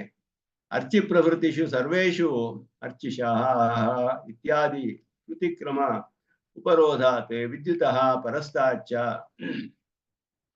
ಅರ್ಚಿರಾದಿ ಲೋಕ ಹೇಳಿರುವ ಎಲ್ಲ ಕಡೆಯೂ ಅರ್ಚಿಷಃ ಪೂರ್ಯಮಾಣ, ಪಕ್ಷಮ ಪೂರ್ಯಮಾಣ ಇದೆಲ್ಲ ಇದರಲ್ಲಿ ಇರುವಾಗ ಅಲ್ಲಿ ಶ್ರುತಿ ಕ್ರಮ ಏನು ಹೇಳಿದ್ಯೋ ಅದಕ್ಕೆ ವಿರೋಧ ಬರುತ್ತೆ. ಆದ್ರಿಂದ ವಿದ್ಯುತ್ ಲೋಕ ಕಡೆಯಲ್ಲಿ ಆಮೇಲೆ ಇರ್ಬೇಕು. ತತ್ ಪುರುಷಃ ಮಾನವ ಸ ಏನಾನ್ ಬ್ರಹ್ಮ ಗಮಯತಿ, ಅವನ್ನೇ ಕಡೆಯಲ್ಲಿ ಹೇಳಿರೋದು ವಿದ್ಯುತ್ ಪುರುಷನನ್ನ. ಅಚಿರಾದಿ ಮಾರ್ಗದಲ್ಲಿ ಕಡೆಯಲ್ಲಿ ಹೇಳಿರೋನು ವಿದ್ಯುತ್ ಪುರುಷ, ಅವನು ಎಲ್ಲದಕ್ಕಿಂತ ಆಮೇಲೆ ಹೇಳಲ್ಪಟ್ಟಿದ್ದಾನೆ. ಇತಿ ವಿದ್ಯುತ್ ಪುರುಷಸ್ಯ ಬ್ರಹ್ಮಗಮಯಿತ್ವ ಶ್ರವಣಾಚ, ಬ್ರಹ್ಮನನ್ನು ಕರೆದುಕೊಂಡು ಹೋಗ್ಬಿಡ್ತಾನೆ ಬ್ರಹ್ಮನಲ್ಲಿ ಇವನನ್ನ. ಅದು ಶ್ರುತಿ ಹೇಳಿರೋದ್ರಿಂದ ಸರ್ವತ್ರ ಅವಕಾಶ ಅಭಾವೇನ ಅಪ್ರಾಪ್ತವು, ಅದರಿಂದ ಅವನಿಗೆ ವಿದ್ಯುತ್ ಎಲ್ಲ ಕಡೆಯೂ ಎಲ್ ಬೇಕೋ ಅಲ್ಲಿ ನಾವು ಇಟ್ಕೊಳಕ್ ಆಗೋದಿಲ್ಲ, ಕಡೆಯಲ್ಲೇ ಇಟ್ಕೊಳ್ಬೇಕು ವಿದ್ಯುತ್ ಪುರುಷನನ್ನ. ಮತ್ತೆ ಉಪದೇಶ ಅವಯ್ಯಾರ್ಥ್ಯಂಚ, ಅವಯ್ಯಾರ್ಥ್ಯ ಅವಶ್ಯಂ ಕಸ್ಯಚಿತ್ ಬಾಧ್ಯತ್ವೇ, ಉಪದೇಶವು ಅಂದ್ರೆ ಶ್ರುತಿಯಲ್ಲಿ ಹೇಳಿರೋದು ತಳ್ಳಿ ಹಾಕಕ್ಕಾಗೋದಿಲ್ಲ. ಶ್ರುತಿಯಲ್ಲಿ ಏನ್ ಹೇಳ್ತು ಅಂದ್ರೆ ವಾಯುಲೋಕಂ, ವರುಣಲೋಕಂ ಅಂತ ಒಂದ್ ಕಡೆ ಹೇಳ್ವಿ, ವಾಯುಲೋಕ ವರುಣಲೋಕ ಎಲ್ಲ ಹೇಳ್ಬಿಟ್ಟು ಇಲ್ಲಿ ಅದಾದ್ಮೇಲೆ ಇಲ್ಲಿ ವಾಯುಲೋಕ, ವರುಣಲೋಕ, ಆದಿತ್ಯ ಲೋಕ, ಇಂದ್ರಲೋಕ, ಪ್ರಜಾಪತಿ ಲೋಕ ಮತ್ತೆ ಬ್ರಹ್ಮಲೋಕ ಅಂತ ಹೇಳಿದೆ. ಆದ್ರಿಂದ ಅಲ್ಲಿ ಹೇಳಿರೋದ್ರಿಂದ ವರುಣ ಇಂದ್ರಾದಿಗಳು ಇವರು ವಿದ್ಯುತ್ ಲೋಕಕ್ಕಿಂತ ಮೊದಲೇ ಹೇಳ್ಬೇಕೆ, ಅದಾದ್ಮೇಲೆ ಹೇಳ್ಬೇಕೆ ಅನ್ನೋದು ಪ್ರಶ್ನೆ. ಅವರನ್ನು ಹೇಳಿದ್ದಾರೆ ಅದಾದ್ಮೇಲೆ ಬ್ರಹ್ಮಲೋಕ, ಪ್ರಜಾಪತಿ ಲೋಕವಾದ್ಮೇಲೆ ಬ್ರಹ್ಮಲೋಕ ಅಂತ ಹೇಳಿದೆ. ಆದ್ದರಿಂದ ಈಗ ವಿದ್ಯುತ್ತನ್ನ ಎಲ್ಲಿ, ವಿದ್ಯುತ್ ಲೋಕವನ್ನ ವೈದ್ಯುತ ಪುರುಷರನ್ನ ಎಲ್ಲಿ ನಾವು ಅರ್ಥ ಮಾಡ್ಕೊಳ್ಬೇಕು, ಯಾವ ಸ್ಥಾನದಲ್ಲಿ. ಅವನು ಬ್ರಹ್ಮನನ್ನು ಕರ್ಕೊಂಡು ಹೋಗ್ತಾನೆ ಅಂತ ಒಂದ್ ಕಡೆ ಹೇಳಿದೆ, ಒಂದು ಶ್ರುತಿಯಲ್ಲಿ ಅವನು ಹೇಳಲೇ ಇಲ್ಲ. ಪ್ರಜಾಪತಿ ಆದ್ಮೇಲೆ ಬ್ರಹ್ಮಲೋಕ ಅಂತ ಹೇಳಿದೆ. ಈ ರೀತಿ ವಿರೋಧಗಳು ಬರೋ ಹಾಗಿದೆ. ಯಾವ್ದಾದ್ರು ಒಂದ್ ಕಡೆ ಒಂದು ವಿರೋಧ ಬಂದೇ ಬರುತ್ತೆ. ಹೇಳಿದ್ರು ಉಪದೇಶ ಅವೈಯತ್ಯ ಅವಶ್ಯಂ ಕಸ್ಯಚಿತ್ ಬಾಧ್ಯತ್ವೇ, ಯಾವುದೋ ಒಂದು ಬಾಧಿಸಲ್ಪಡುತ್ತೆ. ಇಲ್ಲ ಶ್ರೌತ ಕ್ರಮವನ್ನ ಬಿಡ್ಬೇಕು, ಇಲ್ಲ ಪಾಠಕ್ರಮ ಬಿಡ್ಬೇಕು, ಯಾವುದೋ ಒಂದನ್ನು ವ್ಯತ್ಯಾಸ ಮಾಡ್ಬೇಕಾಗುತ್ತೆ. ಮಾಡುವಾಗ ಏನ್ ಮಾಡ್ಬೇಕು ಅಂದ್ರೆ ಪಾಠಕ್ರಮ ಅನುರೋಧೇನ, ಪಾಠಕ್ರಮವನ್ನೇ ನಾವು ತಿಳ್ಕೊಳ್ಬೇಕು ಅಂತ ಪೂರ್ವ ಪಕ್ಷ. ವಾಯೋ ಅನಂತರಂ ವರುಣ ನಿವೇಶಯಿತವ್ಯ, ವರುಣನನ್ನ ವಾಯು ಆದ್ಮೇಲೆ ನಾವು ವರುಣಲೋಕ ಅಂತ ಅರ್ಥ ಮಾಡ್ಕೊಳ್ಬೇಕು. ವಾಯು ಆದಿತ್ಯಯೋ ಕ್ರಮಸ್ಯ ಬಾಧಿತತ್ವೇನ ಇಂದ್ರ ಪ್ರಜಾಪತಿ ಅಪಿ ಅತ್ರೈವ ನಿವೇಶಯಿತವ್ಯೋ, ವಾಯು ಆದಿತ್ಯರಿಗೂ ಹೆಂಗೂ ಕ್ರಮ ಬಾಧಿತ ಆಗೋಗಿತು. ಯಾಕೆ ಅಂದ್ರೆ ಅವ್ರ ಕ್ರಮ ಬೇರೆ ಕಡೆ ಹೇಳಿರುವಾಗ ಬೇರೆ ಕಡೆ ಸಂವತ್ಸರ ಆದ್ಮೇಲೆ ವಾಯು ಆಮೇಲೆ ಆದಿತ್ಯ ಅಂತ ಹೇಳಿದೆ. ವಾಯು ಆದ್ಮೇಲೆ ಆದಿತ್ಯ ಅಂತ ಹೇಳಿರುವಾಗ ವಾಯುವಿನ ಮಧ್ಯ ವರುಣನನ್ನೇ ಹೇಳ್ಬೇಕು ಪಾಠಕ್ರಮಕ್ಕೆ ಅನುಗುಣವಾಗಿ. ವರುಣನ್ನ ಹೇಳಿದ್ರೆ ಅಲ್ಲಿ ಶ್ರೌತಕ್ರಮ ಬಾಧಿತವಾಗತ್ತೆ. ಆದ್ರಿಂದ ಅವ್ರನ್ನ ಬೇರೆ ಎಲ್ಲಾದ್ರೂ ಇಟ್ಕೊಳ್ಬೇಕು. ಅನ್ಯತ್ರ ನಿವೇಶಯಿತವ್ಯೋ, ಅವ್ರನ್ನೂ ಎಲ್ಲಾದ್ರೂ ಬೇರೆ ಕಡೆ ಇಟ್ಕೊಳ್ಬೇಕು. ಇದೆಲ್ಲ ಪೂರ್ವ ಪಕ್ಷಗಳು. ಇದೆಲ್ಲ ಶ್ರುತಿ ಪ್ರಾಪ್ತೆ ಉಚಿತ. ಎಲ್ಲ ಸ್ವಲ್ಪ ಟೆಕ್ನಿಕಲ್ ಶಾಸ್ತ್ರೀಯವಾದ ವಿಷಯ. ಹೇಗೆ ಕ್ರಮವನ್ನು ನಿಶ್ಚಯ ಮಾಡ್ತಾರೆ. ವಿಕ್ರಮ ಅನ್ನೋದು ಶ್ರುತಿಯಲ್ಲಿ ಎಲ್ಲಾ ಕಡೆಯೂ ಬರುತ್ತೆ. ಪ್ರಶ್ನೆ ಇದರಲ್ಲಿ ಹೇಗೆ ಕ್ರಮವನ್ನು ನಿಶ್ಚಯ ಮಾಡ್ಬೇಕು ಅಂತ. ಆ ಕ್ರಮದ ವಿಷಯ ನಮ್ಗೆ ಅರ್ಥ ಆಗುತ್ತೆ ಚೆನ್ನಾಗಿ. ಇಲ್ಲಿ ನಮಗೆ ಬೇಕಾಗಿದ್ದು ನಮ್ಗೆ ನಿಶ್ಚಯ ಆಗ್ಬಿಟ್ಟಿದೆ ಕಡೆಯಲ್ಲಿ ಅರ್ಚಿರಾದಿ ಮಾರ್ಗ ಯಾವುದು ಅಂತ ಹೇಳೋದು. ಆದರೆ ಅದನ್ನ ಹೇಗೆ ನಿಶ್ಚಯ ಮಾಡಿದ್ರು ಅಂದ್ರೆ ಹೇಗೆ ಶಾಸ್ತ್ರೀಯವಾಗಿ ವಿಚಾರ ಮಾಡಿ ಯಾವ ಯಾವ ನ್ಯಾಯಗಳನ್ನು ಉಪಯೋಗಿಸಿ ಅದನ್ನ ನಿಶ್ಚಯ ಮಾಡಿದ್ದಾರೆ ಅನ್ನೋದು ನಮ್ಗಿಲ್ಲ ಅರ್ಥ ಆದ್ರೆ ಆ ನ್ಯಾಯಗಳೆಲ್ಲ ಹೇಗೆ ಉಪಯೋಗಿಸಿದ್ದಾರೆ ಮತ್ತೆ ಇದು ಅನೇಕ ಕಡೆ ಉಪಯೋಗಕ್ಕೆ ಬರುತ್ತೆ. ಆ ವಿಷಯವೆಲ್ಲ ಇಲ್ಲಿ ತಿಳಿಯುತ್ತೆ ನಮ್ಗೆ. ತಟಿತಃ ಅಧಿವರುಣ ಅಂತ ಸೂತ್ರಕಾರ ಹೇಳುದು. ತಟಿತ್ ಅಂದ್ರೆ ವಿದ್ಯುತ್. ವಿದ್ಯುತ್ ಆದ್ಮೇಲೆ ವರುಣನನ್ನ ಅರ್ಥ ಮಾಡ್ಕೊಳ್ಬೇಕು. ವರ್ಣಲೋಕವನ್ನ ವರ್ಣ ತಾವತ್ ವಿದ್ಯುತ್ತಃ ಉಪರಿಷ್ಟಾತ್ ನಿವೇಶಯಿತವ್ಯ ಅಂತ ಹೇಳುದು.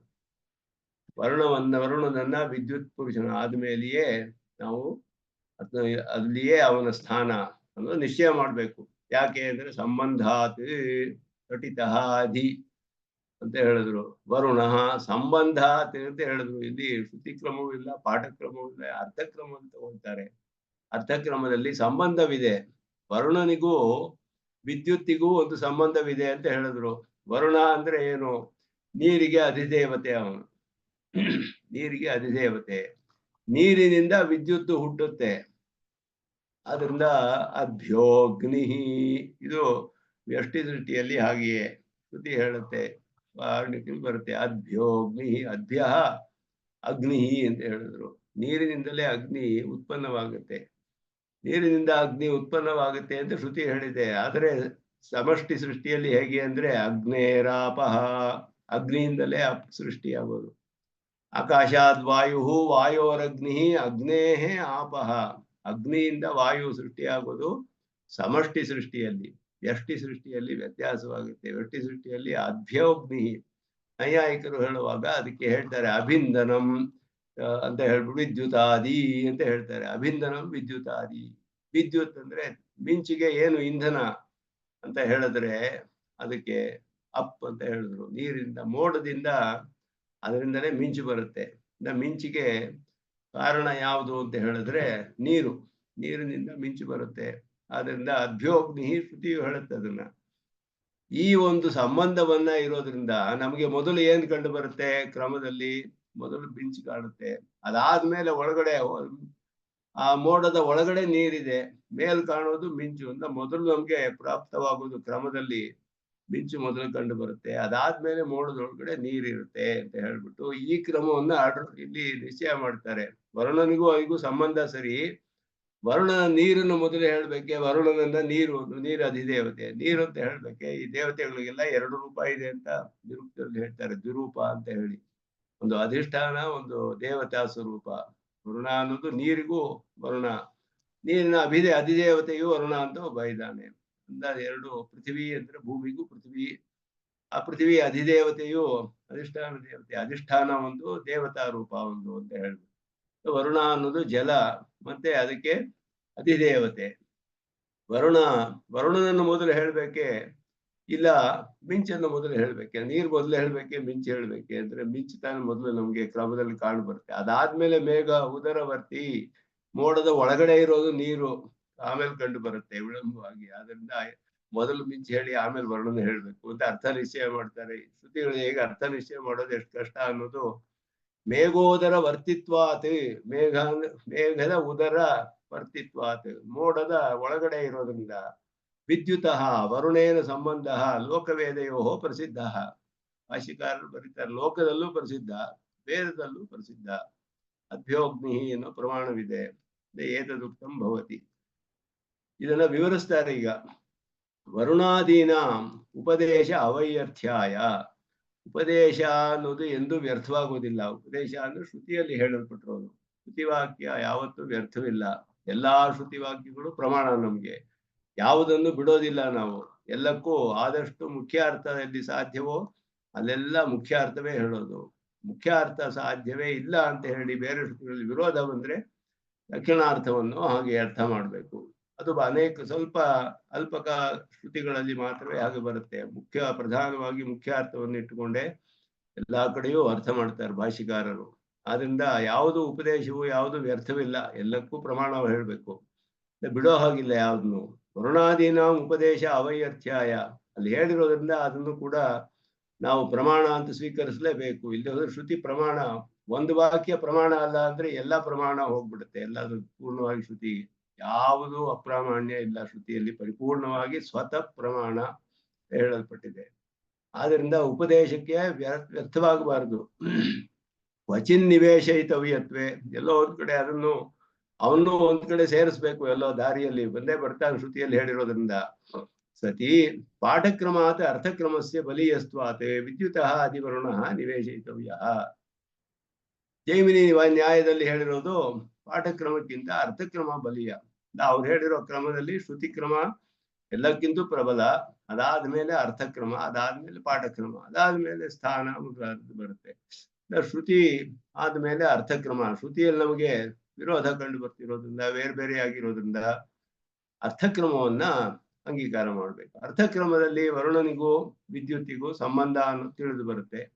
ಅದನ್ನು ತೆಗೆದುಕೊಂಡು ಅದಕ್ಕೆ ಅನುಗುಣವಾಗಿ ಕ್ರಮವನ್ನು ಇಲ್ಲಿ ನಿಶ್ಚಯ ಮಾಡಬೇಕು ಅಂತ ಹೇಳಿ, ವಿದ್ಯುತಃ ಅಧಿವರುಣ ನಿಶ್ಚಯ, ವಿದ್ಯುತ್ ಪುರುಷನಾದ ಮೇಲೆ ವರುಣನನ್ನ ಅಲ್ಲಿ ಸ್ಥಾನದಲ್ಲಿ ವರುಣನ ಸ್ಥಾನ ಬರುತ್ತೆ.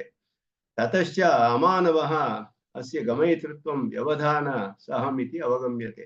ಆದ್ರಿಂದ ಇದರಿಂದ ಏನ್ ತಿಳಿದು ಬರುತ್ತೆ ಅಂದ್ರೆ, ಅವನು ವೈದ್ಯುತ ಲೋಕಕ್ಕೆ ಹೋದ ತಕ್ಷಣ ಅವನಿಗೆ ಅಮಾನವ ಅಂತ ಹೇಳಿದೆ. ಅಮಾನವನು ಬ್ರಹ್ಮನನ್ನೇ ಕರೆದುಕೊಂಡು ಹೋಗ್ತಾನೆ ನೇರವಾಗಿ. ಆದರೆ ಅವನು ಕರೆದುಕೊಂಡು ಹೋಗಕ್ಕೆ ಮೊದಲು ಒಂದು ಸ್ವಲ್ಪ ಇವನಿಗೆ ಬ್ರೇಕ್, ವ್ಯವಧಾನ ಸಹಂ ಅಂದ್ರೆ ಒಂದು ಸ್ವಲ್ಪ ಗ್ಯಾಪ್, ಬ್ರೇಕ್ ಇರುತ್ತೆ. ಅಂದ್ರೆ ವರುಣ ಇಂದ್ರ ಪ್ರಜಾಪತಿ ಎಲ್ಲ ಬಂದು ಅವನು ಸ್ವಲ್ಪ ಅವನು ಸ್ವಾಗತ ಮಾಡಿ ಸಂಭಾಷಣೆ ಮಾಡಿ ಎಲ್ಲ ಮಾಡಿ ಕಳಿಸ್ತಾರೆ ಅವನನ್ನ. ಆದ್ರಿಂದ ಅವನು ಸ್ವಲ್ಪ ತಡ, ವ್ಯವಧಾನ ಸಹ ಅಲ್ಲಿ ಅದನ್ನ ಸರಿಸ್ಕೊಳ್ತಾನೆ. ಅಂದ್ರೆ ಅಮಾನವಸ್ಯ ಗಮಯಿತೃತ್ವ, ಅಮಾನವನು ತಕ್ಷಣವೇ ಕರೆದುಕೊಂಡು ಹೋಗೋದಿಲ್ಲ. 3 ಜನ ದೇವತೆಗಳು ಬರ್ತಾರೆ, ಅವನ್ನೆಲ್ಲ ನೋಡಿ ಅವ್ರು ಸ್ವಲ್ಪ ಹೊತ್ತು ಬರ್ತಾರೆ, ಇನ್ನು ಸ್ವಲ್ಪ ಕಾಲ ಆಮೇಲೆ ಹೋಗ್ತಾನೆ ಅಂತ ಹೇಳಿದೆ. ಆದ್ರಿಂದ ಅದು ಭಾಷೆಕಾರರಿಂದ ಹೇಳ್ತಾರೆ, ಬಾದರಾಯಣರ ಅಭಿಪ್ರಾಯದಲ್ಲಿ ಇದುವೇ ಅಂತ ಹೇಳ್ಬಿಟ್ಟು, ತಸ್ಯ ಚ ವ್ಯವಧಾನ ಸಹತ್ವಾತ್ ಇಂದ್ರಾದೇಹೇ ಚ ಉಪದಿಷ್ಟಸ್ಯ ಅವಶ್ಯ ನಿವೇಶಯಿತವ್ಯತ್ವಸ್ಯ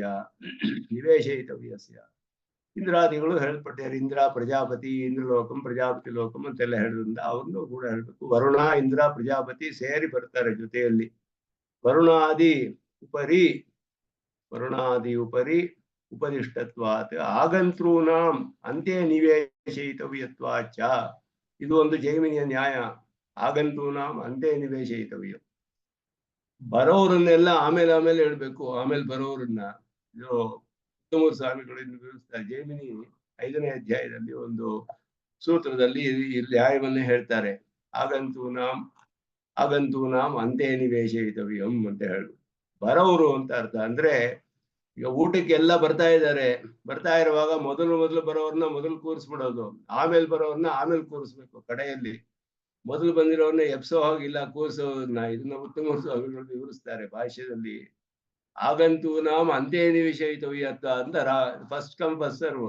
ಇದು ಈ ನ್ಯಾಯ ಜೈಮಿನಿ ಹೇಳ್ತಾರೆ. ಇದನ್ನ ಪೂರ್ವಮೀಮಾಂಸಾ ಸೂತ್ರದಲ್ಲಿ ಹೇಳಲ್ಪಟ್ಟಿದೆ. ಇದು ಕೂಡ ಇದೆಲ್ಲ ಬೇಕು, ವೇದಾರ್ಥಗಳನ್ನು ನಿಶ್ಚಯ ಮಾಡಕ್ಕೆ ಫಸ್ಟ್ ಕಮ್ ಫಸ್ಟ್ ಸರ್ವ್ ಬೇಕು. ಆ ನ್ಯಾಯವನ್ನು ಉಪಯೋಗಿಸ್ತಾರೆ ಅನೇಕ ಕಡೆ. ಆದ್ರಿಂದ ಅದು ಸೂತ್ರದಲ್ಲಿ ಹೇಳಿದ್ದಾರೆ ಜೈಮಿನಿ. ಭಾಷ್ಯಕಾರರು ಅದನ್ನ ಉಪಯೋಗಿಸ್ತಾರೆ. ಫಸ್ಟ್ ಕಮ್ ಫಸ್ಟ್ ಸರ್ವ್ ಅನ್ನೋದು ಹೊಸದಾಗಿ ಬಂದಿದ್ದಲ್ಲ, ಹಿಂದಿನಿಂದ ಇರೋದೇ. ಇದು ಭಾಷ್ಯಕಾರರು ಹೇಳ್ತಾರೆ ಫಸ್ಟ್ ಕಮ್ ಫಸ್ಟ್ ಸರ್ವ್. ಅದನ್ನ ಮೊದಲು ಬಂದವ್ರಿಗೆ ಆಮೇಲೆ ಬರೋರು ವರುಣ ಇಂದ್ರ ಪ್ರಜಾಪತಿ ಆಮೇಲೆ ಬರ್ತಾರೆ. ಆದ್ರಿಂದ ಅವನ ಕಡೆಯಲ್ಲಿ ಅವರಿಗೆ ಸ್ಥಾನ ಅಲ್ಲಿ. ವರುಣಾತ್ ಉಪರಿ ಇಂದ್ರಾದಿ ನಿವೇಶಯಿತವ್ಯ ಇತಿ. ವರುಣನ ಆದ್ಮೇಲೆ ಇಂದ್ರ ಪ್ರಜಾಪತಿ, ಅವ್ರ ಆಮೇಲೆ ಬರ್ತಾರೆ. ಇಂದ್ರ ಪ್ರಜಾಪತಿ ವರುಣನ ಆದ್ಮೇಲೆ ಬರ್ತಾರೆ. ಅಂದ್ರೆ ವಿದ್ಯುತ ಪುರುಷ, ವರುಣ, ಇಂದ್ರ ಪ್ರಜಾಪತಿ, ಈ ರೀತಿ ಕ್ರಮವನ್ನ ನಿಶ್ಚಯ ಮಾಡಬೇಕು ಅನ್ನೋದು ವರುಣಾಧಿಕರಣ ಅನ್ನೋದ್ರಲ್ಲಿ ನಿಶ್ಚಯ ಮಾಡೋದು. ಇಲ್ಲಿಯವರೆಗೂ ಕ್ರಮದ ನಿಶ್ಚಯವಾಯಿತು. ಈ ಅರ್ಚಿರಾದಿ ಮಾರ್ಗದಲ್ಲಿ ಕ್ರಮ ನಿಶ್ಚಯವನ್ನ, ಅದರಲ್ಲಿ ಪ್ರಧಾನವಾಗಿ ವೈದ್ಯುತ ಪುರುಷ, ವಿದ್ಯುಲ್ಲೋಕನು ಮತ್ತೆ ವರುಣ ಇವರ ಒಂದು ವಿಚಾರ, ಇಂದ್ರ ಪ್ರಜಾಪತಿ. ಅದಕ್ಕೆ ಮೊದಲು ವಾಯು ದೇವಲೋಕ ಇವುಗಳ ವಿಚಾರ. ಅದನ್ನೆಲ್ಲ ಸಂವತ್ಸರ ಆದ್ಮೇಲೆ ವಾಯುವೇ ದೇವಲೋಕ, ಅದಾದ್ಮೇಲೆ ಆದಿತ್ಯ ಅಂತ ಹೇಳಿ ಕಡೆಯಲ್ಲಿ ವರುಣ, ಅವನು ವಿದ್ಯುತ್ ಪುರುಷನಾದ ಮೇಲೆ ವರುಣ. ವಿದ್ಯುತ್ ಪುರುಷನೇ ಅಮಾನವ, ಮಾನಸ ಪುರುಷ ಎಲ್ಲ ಹೇಳಲ್ಪಟ್ರವನು. ಅವನ ನೇರವಾಗಿ ಬ್ರಹ್ಮನಿಗೆ ಕರೆದುಕೊಂಡು ಹೋಗ್ತಾನೆ. ಆದರೆ ಕರೆದುಕೊಂಡು ಹೋಗಕ್ ಮೊದಲು ಅಲ್ಲಿ ವರುಣ, ಇಂದ್ರ, ಪ್ರಜಾಪತಿ ಬರ್ತಾರೆ. ಅದನ್ನ ಸ್ವಲ್ಪ ತಡ, ಅಲ್ಲಿ ವ್ಯವಧಾನ ಸಹ ಅಂತ ಹೇಳಿದ್ರು. ಸ್ವಲ್ಪ ಅಲ್ಲಿ ಗ್ಯಾಪ್. ಅದಾದ್ಮೇಲೆ ಅವ್ರ ಜೊತೆ ಎಲ್ಲ ಸ್ವಲ್ಪ ಅವ್ರು ಇವನ್ನ ಸ್ವಾಗತ ಮಾಡಿ ಎಲ್ಲ ಮಾಡಿದ್ಮೇಲೆ ಇವನು ಕರ್ಕೊಂಡು ಹೋಗ್ತಾನೆ ಬ್ರಹ್ಮನಲ್ಲಿಗೆ, ಮುಕ್ತನನ್ನ ಅಂತ ಹೇಳಲ್ಪಟ್ಟಿದ್ದು ಅರ್ಚಿರಾದಿ ಮಾರ್ಗದ ಕ್ರಮ ನಿರ್ಧಾರ. ಅದನ್ನ ಇದುವರೆಗೂ ಮಾಡಿದ್ರು. ಈಗ ಈ ಅರ್ಚಿರಾದಿ ಮಾರ್ಗದಲ್ಲಿ ಹೇಳಲ್ಪಟ್ಟ ಅರ್ಚಿಸು, ಆಹಾಹ, ಇದೆಲ್ಲ ಯಾರು ಇದೆಲ್ಲ ಒಂದು ಕಾಲವನ್ನು ಹೇಳುತ್ತೆಯೇ, ಲೋಕವನ್ನು ಹೇಳುತ್ತೆಯೇ, ಇಲ್ಲ ದೇವತಾ ವಿಶೇಷವನ್ನೇ ಹೇಳುತ್ತೆಯೇ ಅನ್ನೋದನ್ನ ಈಗ ನಿಶ್ಚಯ ಮಾಡ್ತಾರೆ. ಆತಿವಾಹಿಕ ತಲ್ಲಿಂಗಾತ್ ಅಂತ ಹೇಳ್ಬಿಟ್ಟು, ಅತಿ ವಾಹನ ಮಾಡುವರು ಅಂದ್ರೆ ಕರೆದುಕೊಂಡು ಹೋಗೋರು, ಒಂದ್ ಕಡೆಯಿಂದ ಒಂದ್ ಕಡೆ ಕರೆದುಕೊಂಡು ಹೋಗೋರು, ದಾಟ್ಸೋರು ಅಂತ ಅರ್ಥ. ಅತಿ ವಾಹನ ಮಾಡೋರು ಅಂತ ಹೇಳಿದ್ರೆ, ವಾಹನ ಅಂದ್ರೆ ಎತ್ಕೊಂಡು ಹೋಗೋದು, ಅತಿ ವಾಹನ ಅಂದ್ರೆ ನಡೆಸುವವರು ಅಂತ ಅರ್ಥ, ಕರೆದುಕೊಂಡು ಹೋಗೋರು ಅಂತ ಅರ್ಥ. ತಲ್ಲಿಂಗಾತ್ ಅಂದ್ರೆ ಲಿಂಗ ಅನ್ನೋ ಪ್ರಮಾಣ. ಶ್ರುತಿ ನೇರವಾಗಿ ಹೇಳಿಲ್ಲ. ಪ್ರಮಾಣ ನಿಶ್ಚಯದಲ್ಲಿ ವಿನಿಯೋಗ ವಿಧಿ ಅಂತ ಹೇಳಿದ್ರು. ಕ್ರಮ ನಿಶ್ಚಯಕ್ಕೆ ಪ್ರಯೋಗ ವಿಧಿ ಅಂತ ಜೈಮಿನಿದು. ಪ್ರಯೋಗದಲ್ಲಿ ಯಾವ ಕ್ರಮ ಅನ್ನೋದು ಕ್ರಮ ನಿಶ್ಚಯ ಮಾಡೋದಕ್ಕೆ, ಶ್ರುತಿ ಅರ್ಥ ಪಾಠ ಮೊದಲಾದ್ದು. ಪ್ರಮಾಣ ನಿಶ್ಚಯಗಳಲ್ಲಿ ವಿನಿಯೋಗದಲ್ಲಿ ಯಾವ್ದಾದ ಮೇಲೆ ಯಾವ್ದು ವಿನಿಯೋಗ, ಹೇಗೆ ಅದಕ್ಕೆ ಅರ್ಥ ಮಾಡ್ಬೇಕು ಅಂತ ಶ್ರುತಿ ಲಿಂಗ ಪ್ರಕರಣ ಸ್ಥಾನ ಸಮಾಖ್ಯಾನಾಂ ಸಂವಾಯೆ ಪಾರದೌರ್ಬಲ್ಯ ಸೂತ್ರದಲ್ಲಿ ಹೇಳಿದ್ರು. ಶ್ರುತಿ ಲಿಂಗ ವಾಕ್ಯ ಪ್ರಕರಣ. ಈಗ ನೋಡಿ, ಶ್ರುತಿ ಹೇಳ್ಬಿಟ್ರೆ ಅದರ ಅರ್ಥವನ್ನೇ ತಗೊಳ್ಬೇಕು ನೇರವಾಗಿ. ಅದು ಹೇಳಿದೆ ಹೋದ್ರೆ ಲಿಂಗ ಅನ್ನುವ ಪ್ರಮಾಣ. ಆ ಶ್ರುತಿಯ ಅರ್ಥವನ್ನ ವಿವರಿಸೋದಕ್ಕೆ ಅದಕ್ಕೆ ಯಾವ್ದೋ ಒಂದು ಲಕ್ಷಣಗಳಿದೆಯೇ ಅರ್ಥ ನಿಶ್ಚಯ ಮಾಡೋಕ್ಕೆ, ಏನಾದ್ರು ಒಂದು ಲಕ್ಷಣವೋ ಏನಾದ್ರು ಹೇಳಿದ್ರೆ ಅದನ್ನ ಇಟ್ಕೊಂಡು ಈ ಶ್ರುತಿಗೆ ಅರ್ಥ ಮಾಡ್ಬೇಕು. ಆಕಾಶ ಅನ್ನೋದು ಪ್ರಸಿದ್ಧವಾದ ಆಕಾಶಾದೇವ ಸಮುತ್ಪದ್ಯಂತೆ ಎಂದಾಗ ಜಗತ್ಕಾರಣತ್ವ ಲಿಂಗದಿಂದ ಆಕಾಶ ಪರಬ್ರಹ್ಮನನ್ನು ತಿಳಿಸುತ್ತೆ ಅಂತ ಅರ್ಥ ಮಾಡಿದ್ವಿ. ಪರಬ್ರಹ್ಮ ಅಂತ ಹೇಳಲಿಲ್ಲ ಆಕಾಶ, ಆದರೆ ಜಗತ್ಕಾರಣತ್ವ ಹೇಳಿದೆ ಆಕಾಶಕ್ಕೆ. ಜಗತ್ಕಾರಣತ್ವ ಲಿಂಗ, ಜಗತ್ಕಾರಣ ಪರಬ್ರಹ್ಮನ ಲಿಂಗ. ಯಾಕೆಂದ್ರೆ ಸೃಷ್ಟಿ ಮಾಡುವನು ಪರಬ್ರಹ್ಮ ಅಂತ ತಿಳಿದಿದೆ ಸ್ಪಷ್ಟವಾಗಿ. ಆದ್ದರಿಂದ ಆಕಾಶನೇ ಪರಬ್ರಹ್ಮ ಅಂತ ನಿಶ್ಚಯ ಮಾಡಿದ ಹಾಗೆ ಇದು ಲಿಂಗ ಪ್ರಮಾಣದಿಂದ. ಆ ರೀತಿ ಲಿಂಗ ಪ್ರಮಾಣದಿಂದ ಇಲ್ಲಿ ಇವರೆಲ್ಲ ಆತಿವಾಹಿಕರು ಅಂತ ನಿಶ್ಚಯ ಮಾಡುದು ಬಾದರಾಯಣರು ಹೇಳ್ತಾರೆ. ಇದಮಿದಾನೀಂ ಚಿಂತ್ಯತೆ ಕಿಂ ಅರ್ಚಿರಾದಯ ಮಾರ್ಗ ಚಿಹ್ನಭೂತಾ. ಮೈಲ್ ಸ್ಟೋನ್ಸ್ ಅಂತ, ಮಾರ್ಗ ಚಿಹ್ನಭೂತ ಅಂದ್ರೆ ಮೈಲ್ ಸ್ಟೋನ್, ಅಲ್ಲಲ್ಲಿ ಡೈರೆಕ್ಷನ್ ಹಾಕಿರ್ತಾರಲ್ಲ, ಅದೇ ಅರ್ಚಿಸ್ ತಗೊಂಡು ಡೈರೆಕ್ಷನ್ ಹಾಕಿರುತ್ತೆ. ಮುಕ್ತ ಅದನ್ನ ನೋಡ್ಕೊಂಡು ಹೋಗ್ತಾನೆ. ಅದಾದ್ಮೇಲೆ ವಾಯು ಅಂತ ಹಾಕಿದ್ರೆ ಅಲ್ಲಿಗೆ ಹೋಗ್ತಾನೆ. ಹೀಗೆ ಬರೀ ಮಾರ್ಗದ ಚಿಹ್ನೆ ಅಷ್ಟೇ, ಡೈರೆಕ್ಷನ್. ಆ ರೀತಿ ಅರ್ಥ ಮಾಡ್ಕೋಬೇಕೆ. ಉತ ಭೋಗ ಭೂಮಯ, ಎಲ್ಲ ಲೋಕಗಳೇ ಅನುಭವಿಸುವಂತಹ ಸುಖಾನುಭವನ್ನ ಮಾಡುವ ಸ್ವರ್ಗಾದಿ ಲೋಕಗಳೇ ಇದೆಲ್ಲ. ಅಥವಾ ವಿದುಷಾಂ ಬ್ರಹ್ಮ ಪ್ರೇಪ್ಸತಾಂ ಅತಿ ಓಢಾರಹ ಇತಿ. ಬ್ರಹ್ಮ ಪ್ರೇಪ್ಸತಾಂ ಪ್ರಾಪ್ತುಂ ಇಚ್ಛುಹು, ಬ್ರಹ್ಮನನ್ನ ಪಡೆದುಕೊಳ್ಬೇಕು ಅಂತ ಇಚ್ಛೆ ಪಡ್ತಿರುವ ಈ ಉಪಾಸಕ ಇದಾನಲ್ಲ, ಅವನನ್ನ ಅತಿ ಓಢಾರಹ, ಹೊತ್ಕೊಂಡು ಹೋಗೋರು ಅಂತ ಅರ್ಥ. ನಡೆಸ್ಕೊಂಡು ಹೋಗೋರು, ಕರೆದುಕೊಂಡು ಹೋಗೋರು, ಒಂದ್ ಕಡೆಯಿಂದ ಒಂದ್ ಕಡೆ ಕರೆದುಕೊಂಡು ಹೋಗೋರು ಈ ಆತಿವಾಹಿಕರು. ಸೊ ಇದರಲ್ಲಿ ಈ ಅರ್ಚಿರಾದಿಗಳು, ಅರ್ಚಿ ಅಹಹ ಅಂತ ಹೇಳಿರೋದು ಬರೀ ಮಾರ್ಗ ಚಿಹ್ನೆಯೇ, ಡೈರೆಕ್ಷನ್ಸ್ ತರ. ಅಥವಾ ಭೋಗ ಭೂಮಿಗಳೇ, ಇದೆಲ್ಲ ಒಂದೊಂದು ಬೇರೆ ಬೇರೆ ಲೋಕಗಳೇ, ಅನುಭವಿಸುವಂತಹ ಲೋಕಗಳೇ. ಅಥವಾ ಇವರೆಲ್ಲ ಈ ಉಪಾಸಕನನ್ನ ಕರೆದುಕೊಂಡು ಹೋಗುವಂತವ್ರೆ ದೇವತೆಗಳು ಅಂತ ಕರೆದುಕೊಂಡು ಹೋಗುವ ಆತಿವಾಹಿಕರು ದೇವತೆಗಳು. ಅತಿವಾಹನ ಮಾಡೋದ್ರಿಂದ ಆತಿವಾಹಿಕರು ಅಂತ ಹೆಸರು ಅವರಿಗೆ. ಆ ರೀತಿ ಮೂರು ವಿಕಲ್ಪಗಳು ಇಲ್ಲಿ ಪ್ರಶ್ನೆ. ಇಂತಾವದ್ಯುಕ್ತಂ ಮಾರ್ಗ ಚಿಹ್ನಭೂತಾಹ ಇತಿ. ಬರೀ ಚಿಹ್ನೆ ಅಂತ ಹೇಳಬೇಕು ಮಾರ್ಗಕ್ಕೆ. ಯಾಕೆ ಅಂದ್ರೆ ಉಪದೇಶಸ್ಯ ತಥಾವಿಧತ್ವಾತ್, ಉಪದೇಶ ಸುಮ್ಮನೆ ಹಾಗೆಯೇ ಹೇಳಿದೆ ಅಷ್ಟೇ. ಯಾಕೆ ಅಂದ್ರೆ ಇಲ್ಲಿ ದೃಶ್ಯತೆ ಲೋಕೆ, ವೇದದಲ್ಲಿಯೂ ಲೋಕದಲ್ಲಿಯೂ, ವೇದದಲ್ಲಿಯೂ ಶ್ರುತಿಯಲ್ಲಿಯೂ ಬರುತ್ತೆ. ಛಾಂದೋಗ್ಯದಲ್ಲಿ ಪಂಡಿತ ಗ್ರಾಮಾತ್ ಗ್ರಾಮಂ ಗಚ್ಚನ್ ಗಾಂಧಾರಮೇವ ಗಚ್ಚತಿ ಅಂತ ಹೇಳಿದೆ.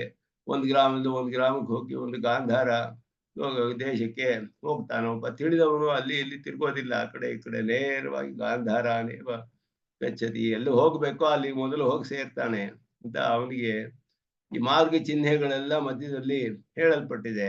ಲೋಕದಲ್ಲಿ ಅದು ನೋಡಬಹುದು. ದೃಶ್ಯತೆ ಹಿ ಲೋಕೆ ಗ್ರಾಮಾದೀನ್ ಪ್ರತಿ ಗಂತೃಣಾಂ ಏವಂ ವಿಧಃ ದೇಶಿಕೈ ಉಪದೇಶ. ತಿಳಿದವರು ಆಚಾರ್ಯರುಗಳು, ದೇಶಿಕೈ ಅಂದ್ರೆ ತಿಳಿದವರುಗಳು, ಅವರು ಉಪದೇಶ ಮಾಡ್ತಾರೆ. ಇಲ್ಲಿ ಹೋಗು, ಹಿಂಗೋಗು ಅಂತ ಹೇಳ್ಬಿಟ್ಟು, ಗ್ರಾಮಗಳಿಗೆ ಹೋಗ್ಬೇಕು ಅಂದ್ರೆ ಹೇಗೆ ಹೋಗ್ಬೇಕು, ಯಾವ್ದು ಮಾರ್ಗ ಅಂತ ಕೇಳಿದ್ರೆ ಇದೆಲ್ಲ ಹೇಳ್ತಾರೆ. ರಾಮಾಯಣದಲ್ಲಿ ಎಲ್ಲ ಬರುತ್ತೆ. ಶ್ರೀರಾಮನು ಹೋಗಿ ದಂಡಕಾರಣ್ಯದಲ್ಲಿ ಹೋದಾಗ ಅಲ್ಲಿ ಹೇಳ್ತಾನೆ ಎಲ್ಲ, ಎಲ್ಲಿಗೆ ಏನು ಬರ್ಬೇಕು, ಎಲ್ಲಿಗೆ ಹೋಗ್ಬೇಕು. ಆಗ ಬಂಧ ಅನ್ನೋನು ಶ್ರೀರಾಮನಿಗೆ ಹೇಳ್ತಾನೆ, ಶಬರಿ ಇದಿದೆ, ಅಲ್ಲಿ ಹೋಗು, ಪಂಪಾ ಸರೋವರ ಬರುತ್ತೆ, ಅಲ್ಲಿಂದ ಮುಂದೆ ಹೋಗು, ಅಲ್ಲಿಂದ ಸುಗ್ರೀವ ಸಿಗ್ತಾನೆ ನಿನಗೆ, ಎಲ್ಲ ಮಾರ್ಗಗಳನ್ನೆಲ್ಲ ಹೇಳ್ತಾರೆ. ಹಿಂಗೆ ತಿಳಿದವರು ಹೇಳೋ ಅಂತಹದ್ದು ಕಂಡು ಬರುತ್ತೆ ಲೋಕದಲ್ಲಿ. ಗ್ರಾಮಾದೀನ್ ಪ್ರತಿ ಗಂತೃಣಾಂ ಏವಂ ವಿಧಃ ದೇಶಿಕೈ ಉಪದೇಶ. ಇತಃ ನಿಷ್ಕ್ರಮ್ಯ, ಇಲ್ಲಿಂದ ಹೊರಟು ಅಮುಕಂ ವೃಕ್ಷಂ, ಈ ಒಂದು ಮರ ಸಿಗುತ್ತೆ ದಾರಿಲಿ, ಅಮುಕಾಂ ನದಿ, ಆಮೇಲೆ ಈ ನದಿ ಸಿಗುತ್ತೆ ನಿನಗೆ, ಪಂಪಾ ಸರೋವರ ಇದೆ, ಅಲ್ಲಿಗೆ ಹೋಗು, ಅದಾದ್ಮೇಲೆ ಮುಂದಕ್ಕೆ ಹೋಗು, ಈಗೆಲ್ಲ ಹೇಳ್ತಾನೆ ಅವನು. ಅಮುಕಂ ಚ ಪರ್ವತ ಪಾರ್ಶ್ವಂ, ಇಲ್ಲಿ ಪರ್ವತ ಪಾರ್ಶ್ವ ಬರುತ್ತೆ, ಅಲ್ಲಿ ಪರ್ವತ ಬರುತ್ತೆ, ಋಷ್ಯಮುಖ ಅಲ್ಲಿ ಪರ್ವತ ಬರುತ್ತೆ, ಅಲ್ಲಿಗೆ ಹೋಗು. ಗತ್ವ ಅಮುಕಂ ಗ್ರಾಮಂ ಗಚ್ಚ, ಎಲ್ಲ ಹೋದ್ರೆ ಆ ಊರಿಗೆ ಹೋಗಿ ಸೇರ್ತೀಯ ನೀನು. ಹೀಗೆ ತಿಳಿದವರು ಮಾರ್ಗ ಚಿಹ್ನೆಗಳನ್ನ ಹೇಳ್ತಾರೆ ಲೋಕದಲ್ಲಿ. ಆ ರೀತಿ ಅರ್ಚಿಷಃ ಅನ್ನ ಪೂರ್ಯಮಾಣ ಪಕ್ಷಂ ಅಪೂರ್ಯಮಾಣ ಪಕ್ಷ. ಶ್ರುತಿ ಹೇಳಿರೋದು ಈಗ ಅರ್ಥ ಮಾಡ್ಕೊಳ್ಬೇಕು ಅಂತ ಒಂದು ಪೂರ್ವ ಪಕ್ಷ. ಅಥವಾ ಭೋಗ ಭೂಮಯ ಏವ ಸ್ಯುಹು ಏತಾಹ ಸ್ಯುಹು, ಎಲ್ಲ ಭೋಗ ಭೂಮಿಗಳು ಅಂತ ಹೇಳ್ಬೋದು ಲೋಕಾದಿಗಳು.